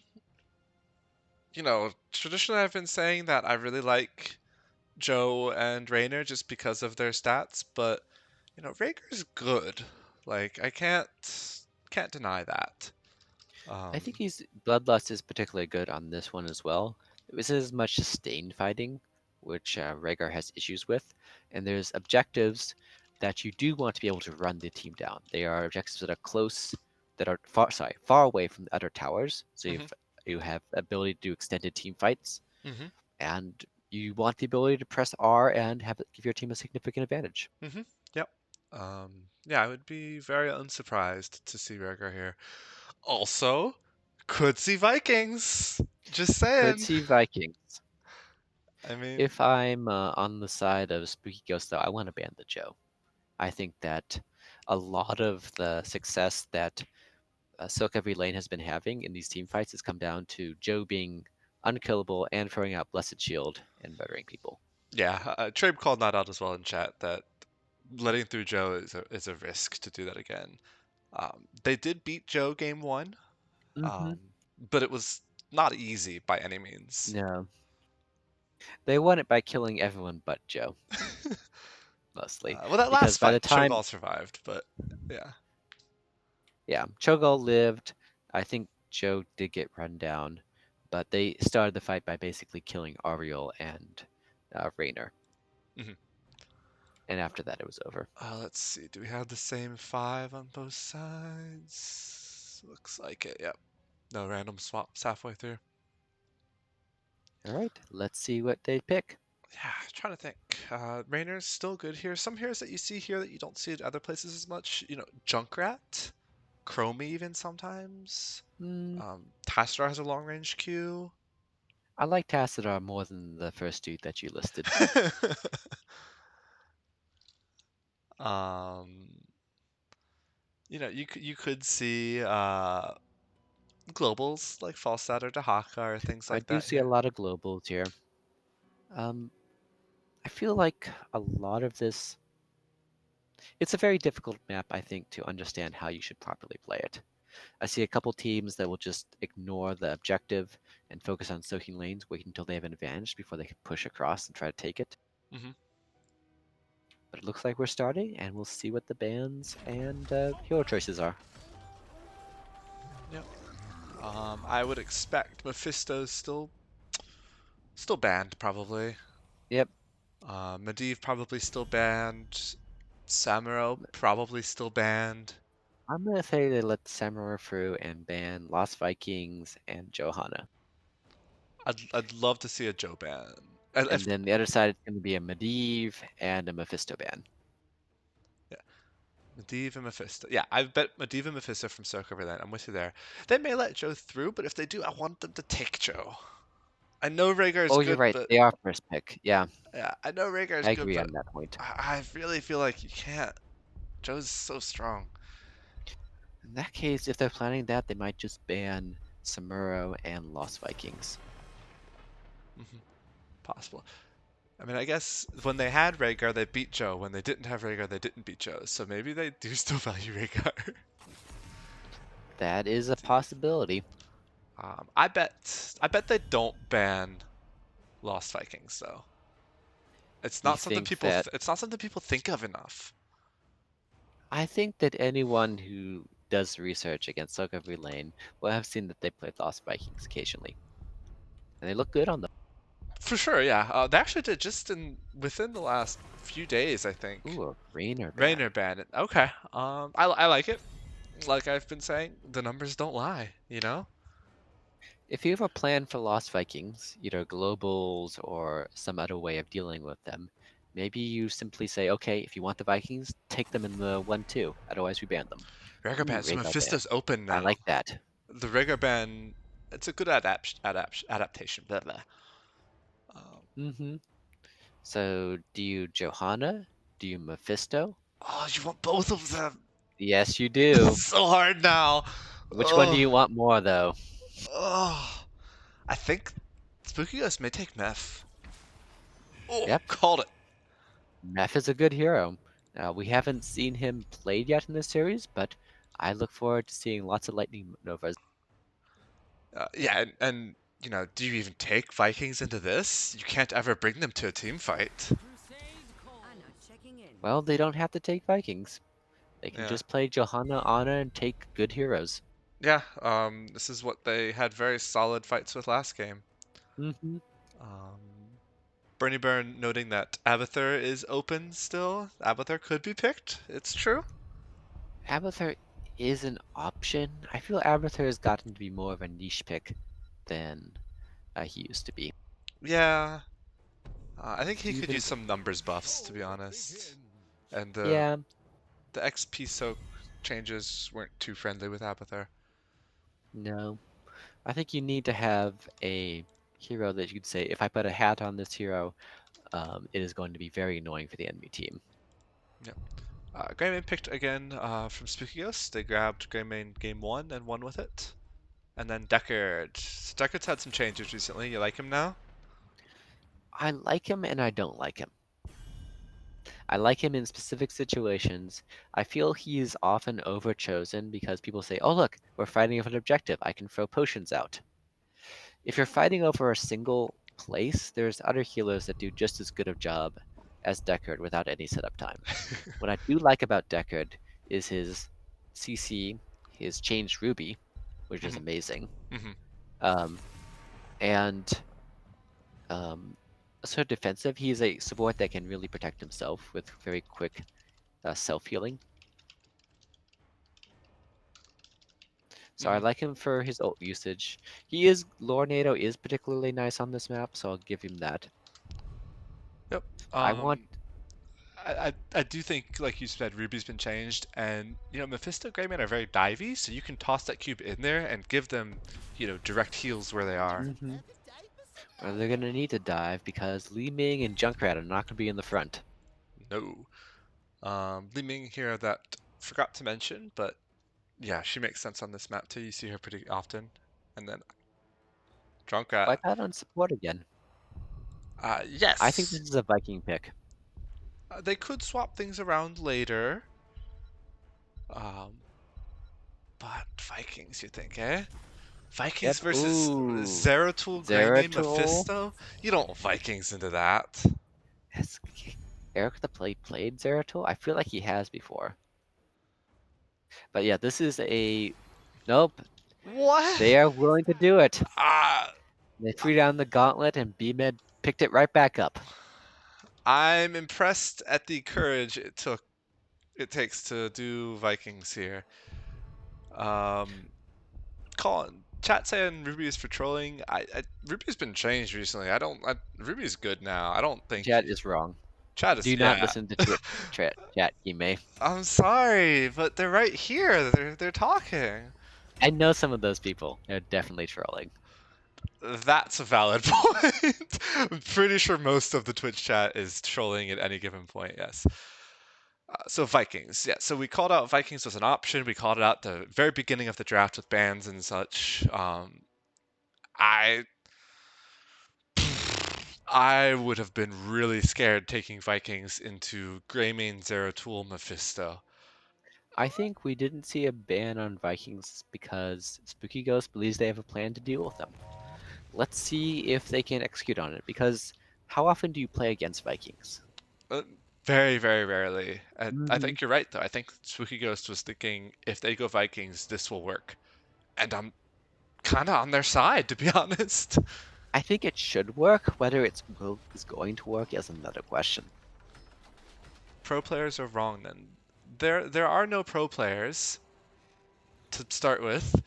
Um, and Ruby's been changed just really recently. It wasn't good before, but it is now. You're wrong, Twitch chat. You're wrong. Hmm Uh, I will say in Twitch chat's defense that Ruby is good in certain situations. I'm not sure it would be super good here, so I wouldn't be surprised if Deckard did go shield potions. mhm, But a lot of the power of Deckard is when you can go Ruby. yes. Really quickly, Rogoth on Diablo, Little Wolf on Deckard, Calidus on Greymane, Boundrix on Mephisto, and someone, Eric with a K on Zeratul. All right. Well, we have Philip with a K, Philip K on Johanna, Strogs on Li Bing, DM13 on Junkrat, Wipeout on Anna, and Be Mad on Vikings, Be Mad on Vikings, Be Mad on Vikings. Oh yeah, Trey making a good call. Mephisto could go consume souls here. Seen a Ooh, lot of Durance of Hate recently with I think that coordinated is a good teams, but call. Some chat going on here. Fun times, and both teams are going for the camps. It looks like sOaK every lane with some good rotation and managing to get a little bit started early, but Greymane and Little Wolf will quickly equalize it. And this is pretty much what happens on Altric Valley. Both sides take camps, and we see a Viking. Mhm. Um, a Viking dying is not the biggest deal. Just got to keep that number down. Mm-hmm. Um, it is going to be interesting to see if um, Spooky Ghost can defend this against the push going on mid, but it looks like towers plus their own support can take out this Mhm. with minimal damage to the front wall.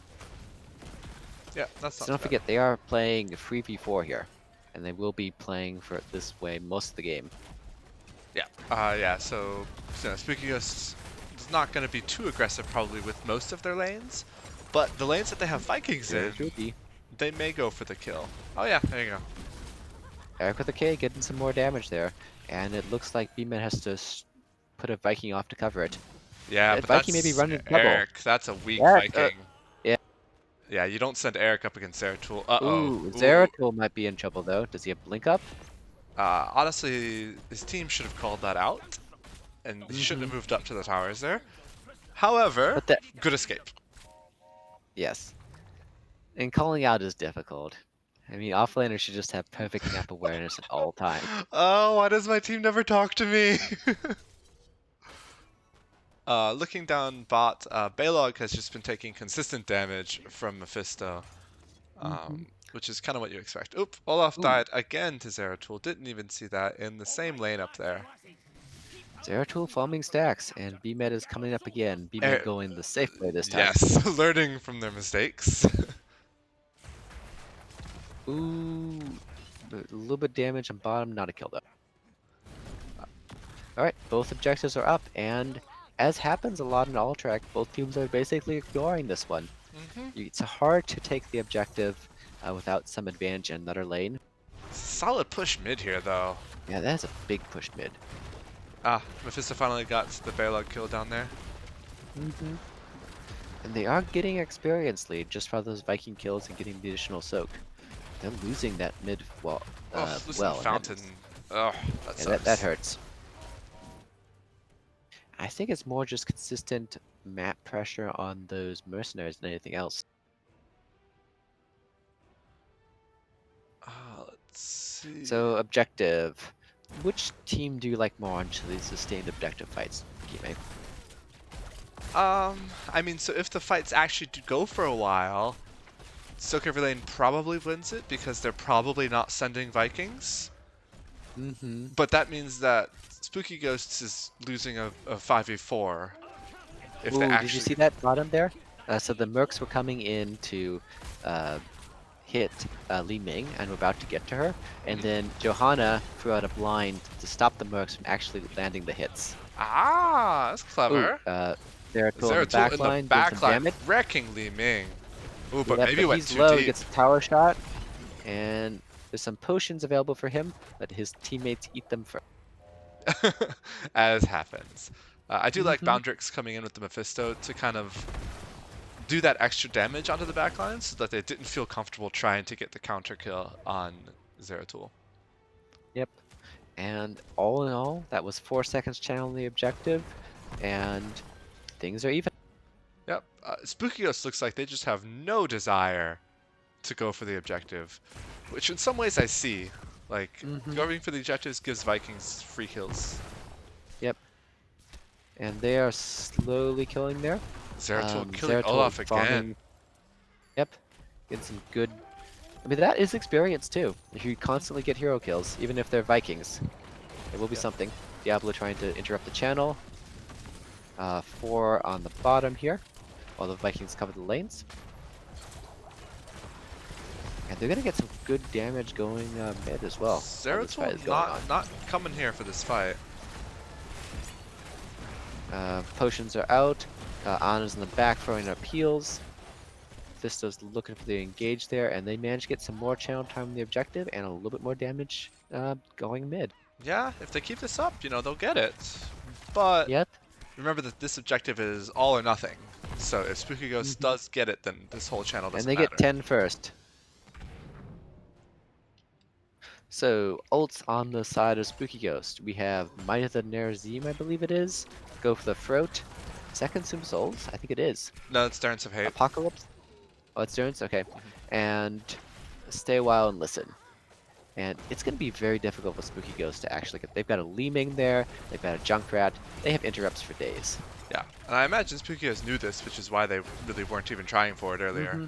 But even with 10 events, Soka Feeling doesn't even have to fight them. Nope. They can just constantly interrupt. Sarah's just feeding on these Vikings. Mm-hmm. Uh, Eric with K doing a good job on Zeratul. Is not a super easy hero to play. yeah, take a quick look. Ults from the. Oh, we do have a disconnect. Okay. While that's happening, Blessed Shield, Nano Boost, Wave of Force, Rip Tire, and Play Again, aka all of the ones you expect. Mm-hmm. Even with the nerfed again play of the game, it's still pretty much what they want to be doing. Mhm, Saying the Vikings soaking lane, and then essentially, I assume using them for team fights. mhm. We do have Laws of Hope this time instead of the block for Joe. You do have Greymane and Zeratul, which are decent block, but Laws of Hope is so. Oh, that's not the shield one. Laws of Hope is the regen. Yeah, that What do you one think about is that? that is not chosen as often. I think honestly, Joe's strength and popularity has come down to her increased shield on her level 1. But maybe they don't think that they'll need the increased shield or reduced cooltime on it. Yeah, I mean, you have Anna on your team, so that's a lot of healing already, but Hmm. it's not bad I for do sure. not play Joe, so I am not 100% certain. I usually see people going for the iron skin increasing talent. Yeah, that's the default if you don't know. Mhm. Let's see. Bribe for Vikings. Bribe was actually nerfed a little bit. I would call it a nerf a little bit. And there's only one camp on this map too. So I don't That know if is I, hard, yeah. yeah, really agree with that. And then spin to win. Now does bonus damage to enemy heroes, which is cool. Mhm. Uh, Looks Zeratul. like Did you see the Zeratul build? I don't know enough about Zeratul builds to say. So the important thing to note Is is that it's not unusual? cleave. Uh, Ah, okay. cleave is the traditional Zeratul build. And this is not that. This is kill one person build. Probably useful against the Vikings. Look for the Grey Mane, go for the throat as well. hmm we can't.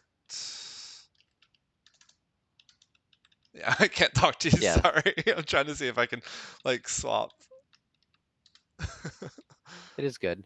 Junkrat going for it looks like a trap build. Reasonably expected on this map.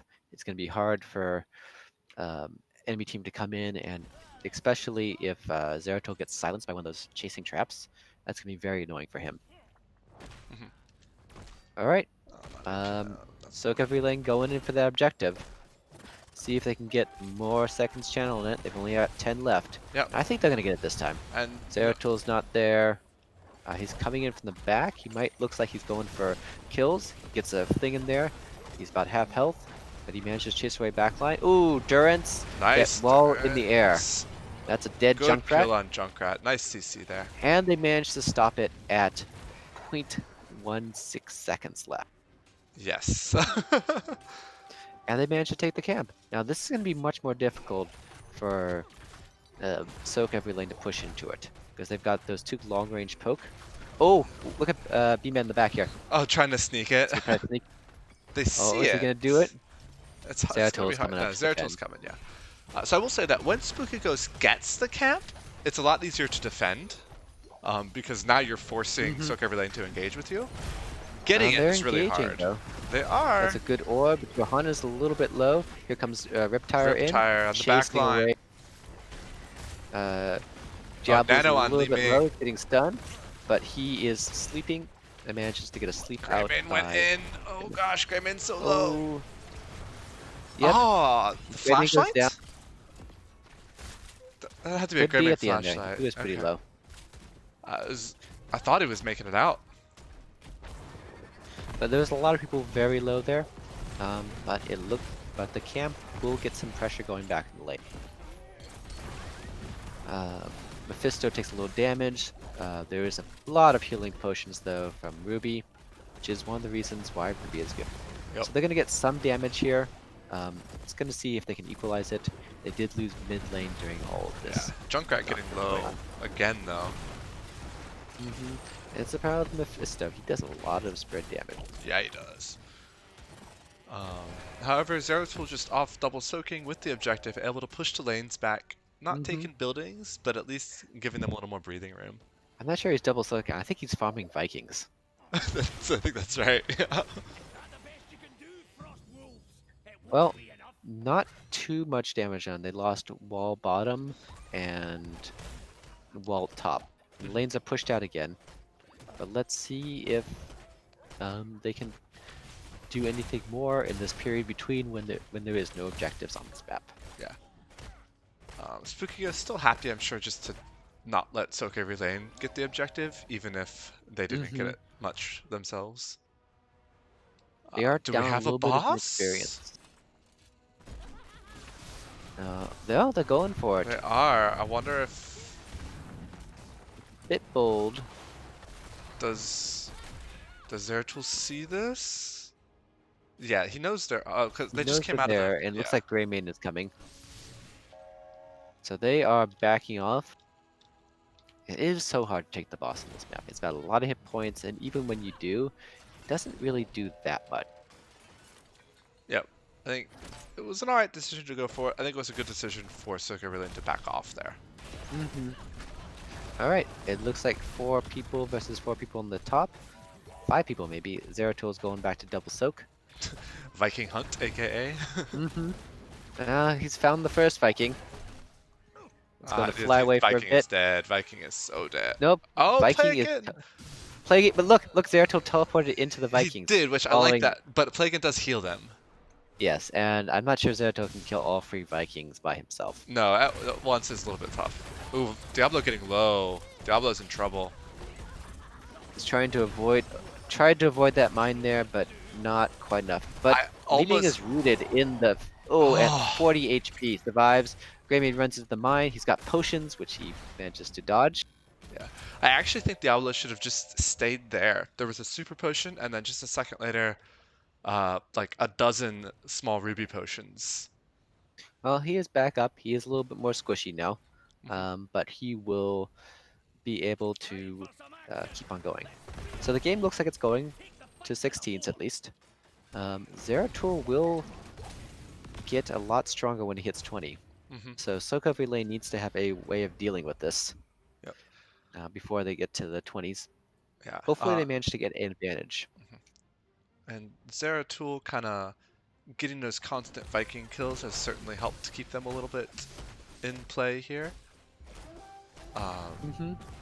the XP lead is about half a level, which is nice for sOaK every lane, but not, you know, not not recoverable from Mm-hmm. not recoverable from for Spooky Well, Ghosts. the camp is going right now, and it is 20 seconds left. Junkrat's traps are set up, and this is going to be difficult. Um, there's a trap. Diablo hits a trap. Eric with a K takes a little bit of poke damage. He's going Sarah in. going He gets deep. slept. Oh He gets gosh, zapped. Sarah's in trouble. He's at 70 hits, and he goes down. That is with a drip tire coming out. Diablo's in trouble, Oh, and she's Durance gonna potion. misses. Yeah, this is a disaster. Kane's in trouble. Li Ming doing Oh Li Ming things. no. Greymane goes in to try to get something done, but only manages to barely get out. Oh, that fight And this, went as bad as it could have. hmm and this is the trouble with the Vikings playing against them. They had a little bit of macro advantage, Hmm. which they managed to use to get in to take the objective. And once they were set up around it, with those traps coming in and just being on the defensive, it was very difficult for Spooky Ghost to make much headway. I also noticed that unfortunately the Diablo Flame has been like out most of the time that Deckard has used his ult, which means that when the flame comes back, it wakes them up. Oh, okay, yeah. That's a bit of anti-synergy. Yeah, I that's a think they're really looking for hard. the sleep into apocalypse combo. Yeah, it's a really hard one to coordinate though. Sleep into Apocalypse would be cool, yeah. Maybe we'll see it. All ults are back up pretty much. Bottom and mid are being pushed with the Viking, while the rest of sOaK every lane is pushing through top. So we did have Cleave at 16 for Zeratul. I don't remember if that's standard or not. Um, when you don't go I, and Cleave build itself, I mean. hmm I do not know Zeratul talents well enough to judge. Yeah. Alright, the bottom objective is down, but the boss is still healthy.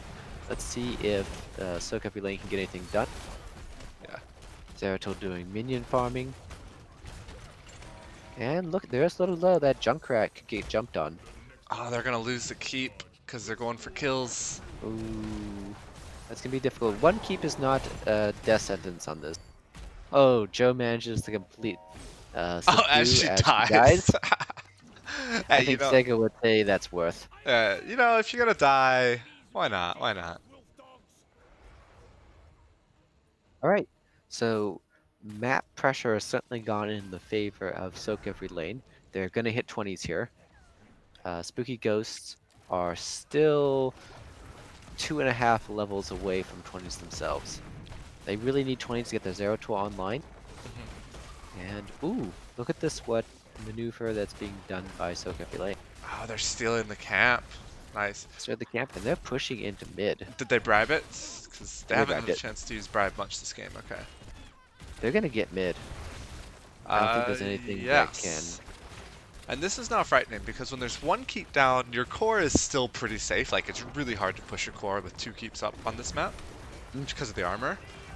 With 2 keeps down, though, that starts to change. Yeah.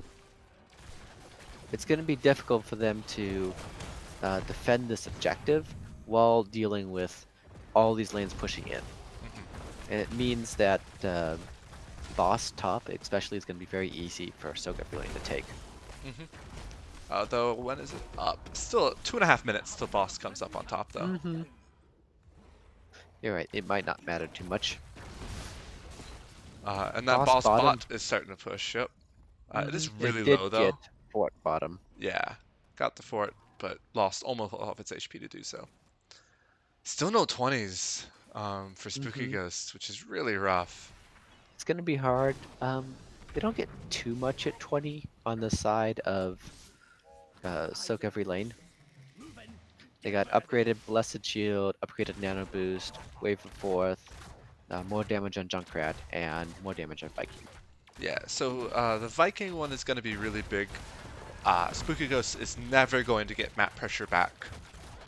They're gonna, Mm-hmm. if they win a team fight, they're gonna push a lane or something, but they'll never get full map pressure back. Yeah. And the Joe upgrade is also really big, I think. That's another one of those kind of possible game-ending ults. It depends on everyone clustering up for Blessed Shield. It So does. yes, good, but you need to hit the Blessed Shield. And they get the objective. That's going to be key. Theoto's killing Vikings, but there's play of the game is up. And the fight goes on. Little Wolf and Trouble. You got a Healy Getting some potion. potions Oh healed up. no, the Viking stun him. Junkrat manages to finish him off, but Junkrat pays for it with a Durance and Li Mephisto Ming damage. low. Greymane Joe low. also low. Can you get the last kill? Alright, it's a 3 for 2 right now. Objective is stopped. And with a really nice sleep dart, making it out. And they're going to have to watch about that core, too. Yeah, with the camp and 2 lanes, that could be enough. I forget the exact math, but okay. Ooh, so Vikings and Ana versus a low health Diablo and I Zeratul. don't think they want this. They should back out. Yeah, it's going to be difficult. Vikings can just restore themselves, and Ana is able to, looks like able to stop this. Yeah. Um, yeah, unfortunately, top and mid just so pushed. Mm-hmm. It's going to be difficult to deal with the pressure, but killing the other team does give them a respite, and they do get 20. Hmm. Yeah, getting 20s is nice, so we do have Bottomless Flask, as we expect. Blink for Diablo, which is pretty common. Mimic for Mephisto, which is huge. AoE for Greymane. And then, oh, this is a new one. This is a brand new talent for Zeratul. Mmm. Reduce the cooldown of Vorpal Blade by 10 seconds. I love it. I love seeing this. Literally brand new talent today. Wow, that is definitely fun. So it looks like Spooky Ghost is going up top, either checking boss, or they are trying to see what the heck is going on. They don't quite know where sOaK Every Lane is going, and it looks like sOaK Every Lane is going to use that and take the objective. Yeah, And I this think will be big. Spooky Ghost was not sure until they finally saw them at the objective and were like, ah. Oh, Zeratul in the back, doing Zeratul things, jumps in, jumps out, gets some damage. They manage to retake the objective with 7 seconds left. Durance goes out, hits Ah, nothing jump. because of a stupid Viking in the way. I feel your pain, Mephisto. I feel it. Oh, Junkrat gets Greymane goes down. roasted. Yes, but he manages to take out Kane on the way there with his grenades Ana's after in death. trouble. Zeratul's not doing so hot, but manages to blink out. And it's basically Greymane there. There's a Hellgate, gets some damage in there. Vikings go down. Yeah, Greymane Johanna go doing for her the throat best. resets. But look, Vikings going on the core. Look at the core. Which they should. Oh gosh, no. Didn't even notice. Oh, what's with people taking down core during team fights? Don't you know the important thing? All right, GG. Good game. Vikings still good, even though they had a total of 6 deaths. Yes, for 3 with the XP and everything. Yeah. Mm-hmm. Yeah, that's what we were saying. Just at post 20, that lane pressure from the Vikings is just so big, and once they got 2 keeps down, it was always going to be a risk. Oh yeah, the map pressure was just so annoying. A good solid fight there at the end from Spooky Ghosts. Greymane getting those resets, Mephisto getting a bunch of damage, Diablo controlling everything. Deckard got the ult up before he died. Mm-hmm. And they were winning the fight, just not Yeah, quite enough. I feel even if they had won that fight, though, I don't think it would have been game. With those lanes pushed as much as they were, Yeah, that's part of the those problem. objectives would have taken a lot of damage just Yeah. getting up to the structures. Let me you chat for a sec. Let me Okay. see if Philip K would like an interview. Right. It was a particularly fun game. I always like seeing the more unusual heroes, which I think is one of the reasons Heroes of the Storm is a fun game to play. You have heroes like Lost Vikings, Abathur, things that really sort of change the dimension of the map from being sort of just a straight team brawler to being interested about macro and objectives and all that thing. So it was fun to see a Lost Viking game. I I think that Spooky Ghost came in with a plan to deal with the Vikings, and while they were able to deal with it sometimes, the constant map pressure and the macro advantage that the Vikings got was ultimately insurmountable. Okay, let's hop over to lobby 1 for the interview. Right? Hop. I am here. Hello, hello. Hey, hey. Hi, welcome. Thank you. Strokes? Is that how you would pronounce your name? That's exactly how you pronounce it. Well done. Okay. Yes, I'm so cool. You're amazing. And It's just so I'm true. sure, it's Kaime, right? No, it's not actually. Sorry. It's not My actually. team told me to say that. Yes, I figured. It's fine. I don't really care. Congratulations! Thank you. Thank you for casting it. It's always a treat getting to play on the big screen. Yeah, no, it's fun. It was a fun one to cast. Oh, I You bet. all have some fun drafts. Yeah, we figured this night was going to be a fun night for us. We drafted some interesting choices, right? I mean, Yes, there were choices made. I think game one should go down in the books. Both those drafts were so insane and so amazing. I think the only thing that I wanted different was I wanted Falling Sword Joanna, but I'm glad Philip made the choice he did. I was almost expecting it. I don't think I brought it up, but yesterday I think I casted a game with a Johanna offlane, and they went Falling Sword. It's So, so good. It's so good. It does 1,000,000 damage. Is always up. It's cool. so is Cho'Gall something that people now are just gonna have to keep in mind, along with the other like dozen heroes to ban against you all? You know, that's the hope. That's the hope. That's why I wanted to play some more crazy stuff, is to try and get our heroes that we want. We're tired of getting Rainer banned. There was this one team that owned us by banning like Rainer Joe, and we never want that to happen again. Yeah, Ranger are strong in Div B. That they are. I mean, we love the Rainers, so we're gonna pick it if you let us. Mhm. Still a pretty good hero. Yeah. So about that game one, you were on the Ariel. Is Yes. that correct? Yeah. How did it feel having the life of your teammates in your hands? It was a lot of pressure. Let's see. The most annoying part was that I kept getting Zarya ultied. I think that Mm, really frustrated me by the end of it. Is I kept telling myself, don't walk into it, and then for like two or three team fights in a row, I kept getting hit by silencing Zarya ulti. Yeah, And post that 20, tends that's to win a rough. team fight. That tends to win a team fight. Yeah, exactly. Um, But uh, yeah, no, I'm the usual support, and so I'm used to having the life of the teammates in my hands. I mean, you were support what 1 out of 3 games this Yes, season, one this out of series? three. Are you the usual support? I'm not convinced. Oh man, better find out next game when maybe I play tank. Who knows? We Mm. rotate everything around. hmm I was surprised to see Wipeout on support in the last 2 games. Is that Yeah, something that you practice the role swapping, or is that born by necessity? well, Wipeout's a beast, right? I mean, he can play most roles he sets his mind to. For a while, we had him main tanking. Hmm. For a while, we had him solo laning. But tonight, clearly, we had B med, and we wanted to bring the spice. So we got the two of them together on Cho'Gall. We got Wipeout healing.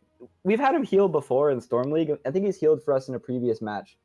But he's super competent, and I have total faith in him. So I think it was a good choice to get him on the healer. I hope he had fun.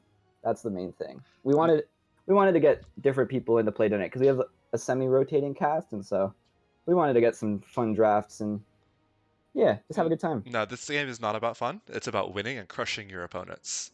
Oh, that's what my team would like to believe. But I am firmly in the camp that we should have fun. And luckily, since we've been playing together for a while, we can do both. So Yep. that's why it's so much fun.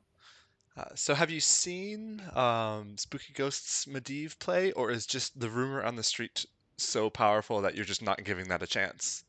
Oh my God! Last season we had a crazy Alterac Valley game against Medivh, Diablo, Void Prison, Zeratul, and as you saw, they had 2 out of the 3 in that last Hmm. Alterac Valley game, and so we didn't ban the Medivh previously in the last season, and it kind of thrashed us, and so we've been traumatized ever since. So we're But kind of keeping that out of their hands. mhm. So yeah, Uh, the word on the street is that they have an amazing Medivh, and it's definitely true. and you vouch for that. Yes, yes, we got really lucky.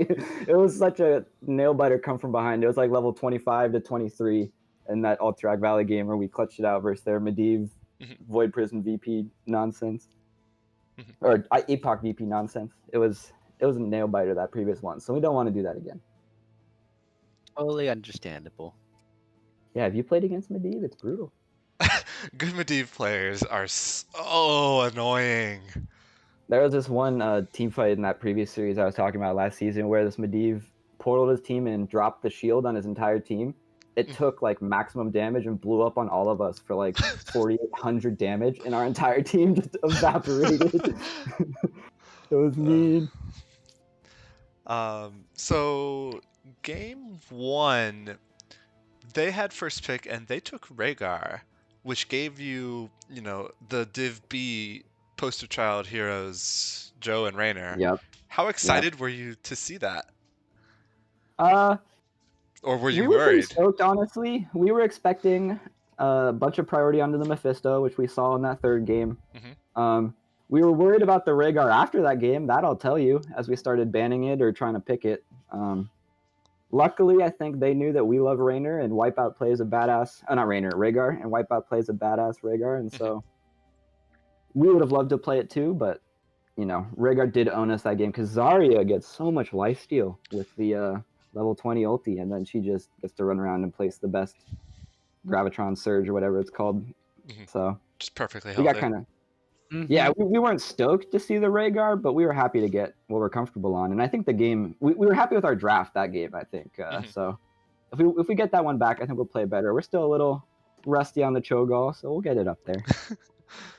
You say kind of just subtly, just, FYI, Div B teams, we're gonna practice Yeah, this Cho'Gall.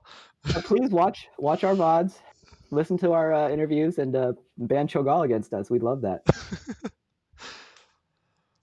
On the second map, you did not go Cho'Gall, but you did manage to bring out um, one of BMed's Div B specials, the Gazlo. Did he Yes. have to convince you to do the Gazlo, or were you urging him to do it?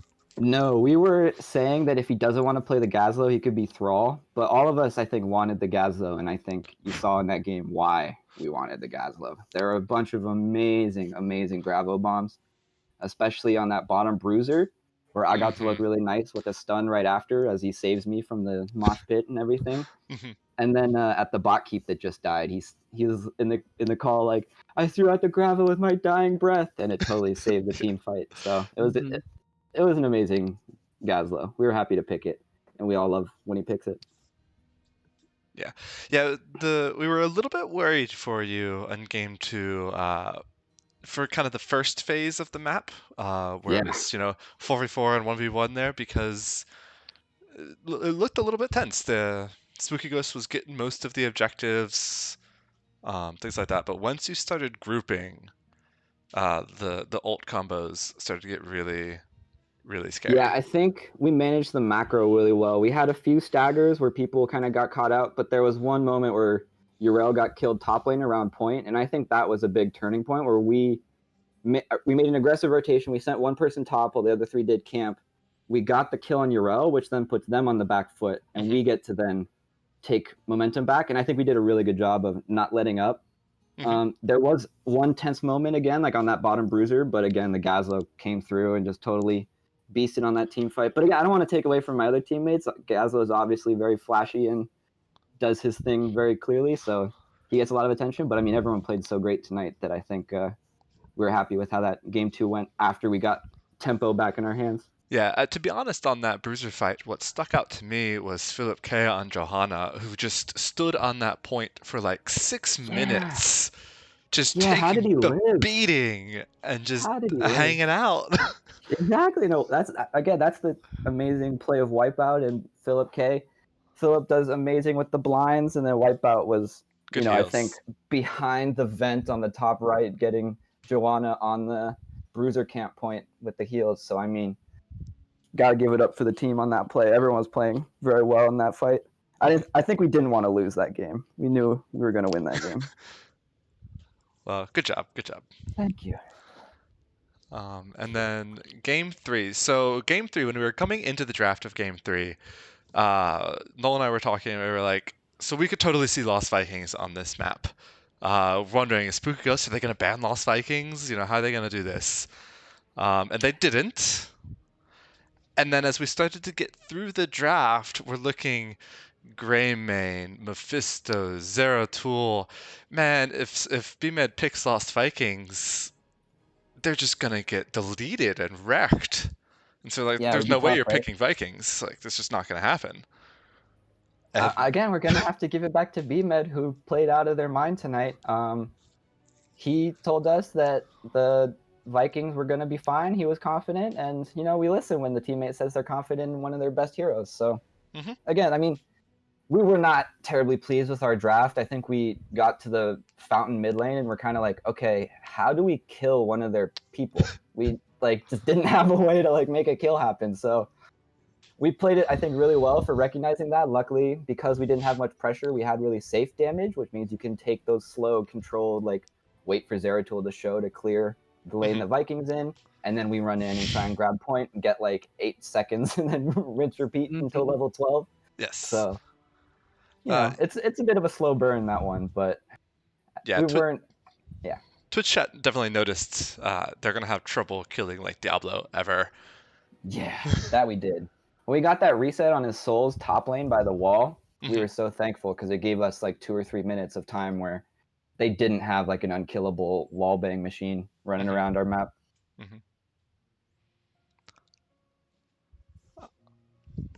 And then I had something else. Do you have a question right, Noel? So I think of what I was about to ask.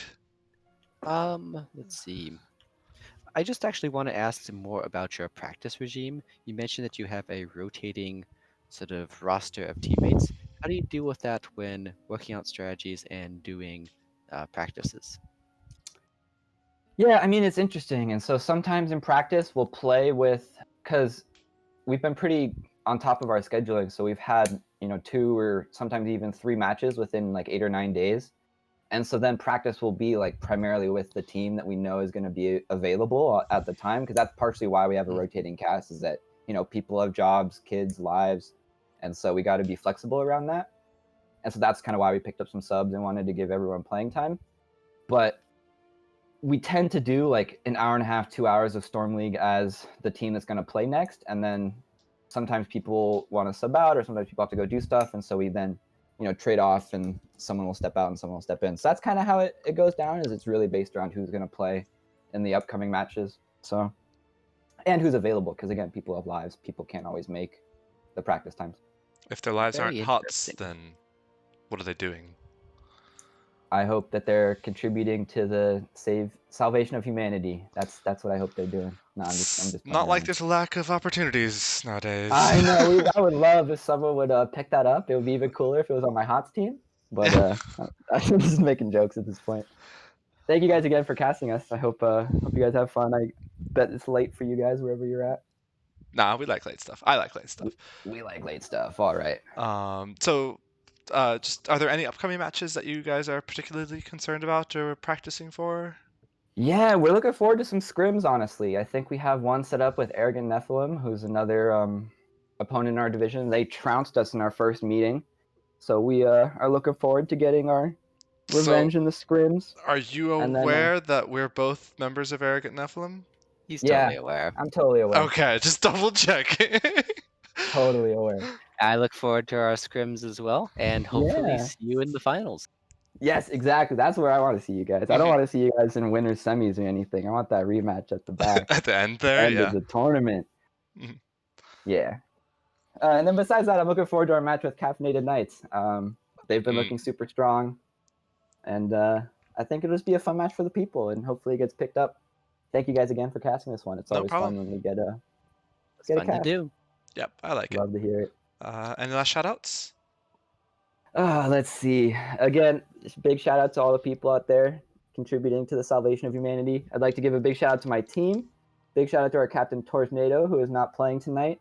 Huge super duper shout out to Wipeout playing heals. And then to you guys in NGS for just setting up this amazing organization. Thank you again. No problem. And for Thank you for casting it. good games. Yeah. Looking forward to scrimming you guys. Yeah. All right. Bye-bye now. Bye. See you. Bye. All right. You got any last thoughts? Nope. Good games. Fun to watch, fun to cast, and look forward to more. Yeah, very exciting games. So hopefully people check out these VODs when checking what to do against either of these teams because I think you can get some good info on what they're strong with. All right. Thank you very much, everybody, for watching. Thank you very much, Null Pointer, for casting with me. It's always a pleasure. And I think that's it. Bye, everybody. Bye.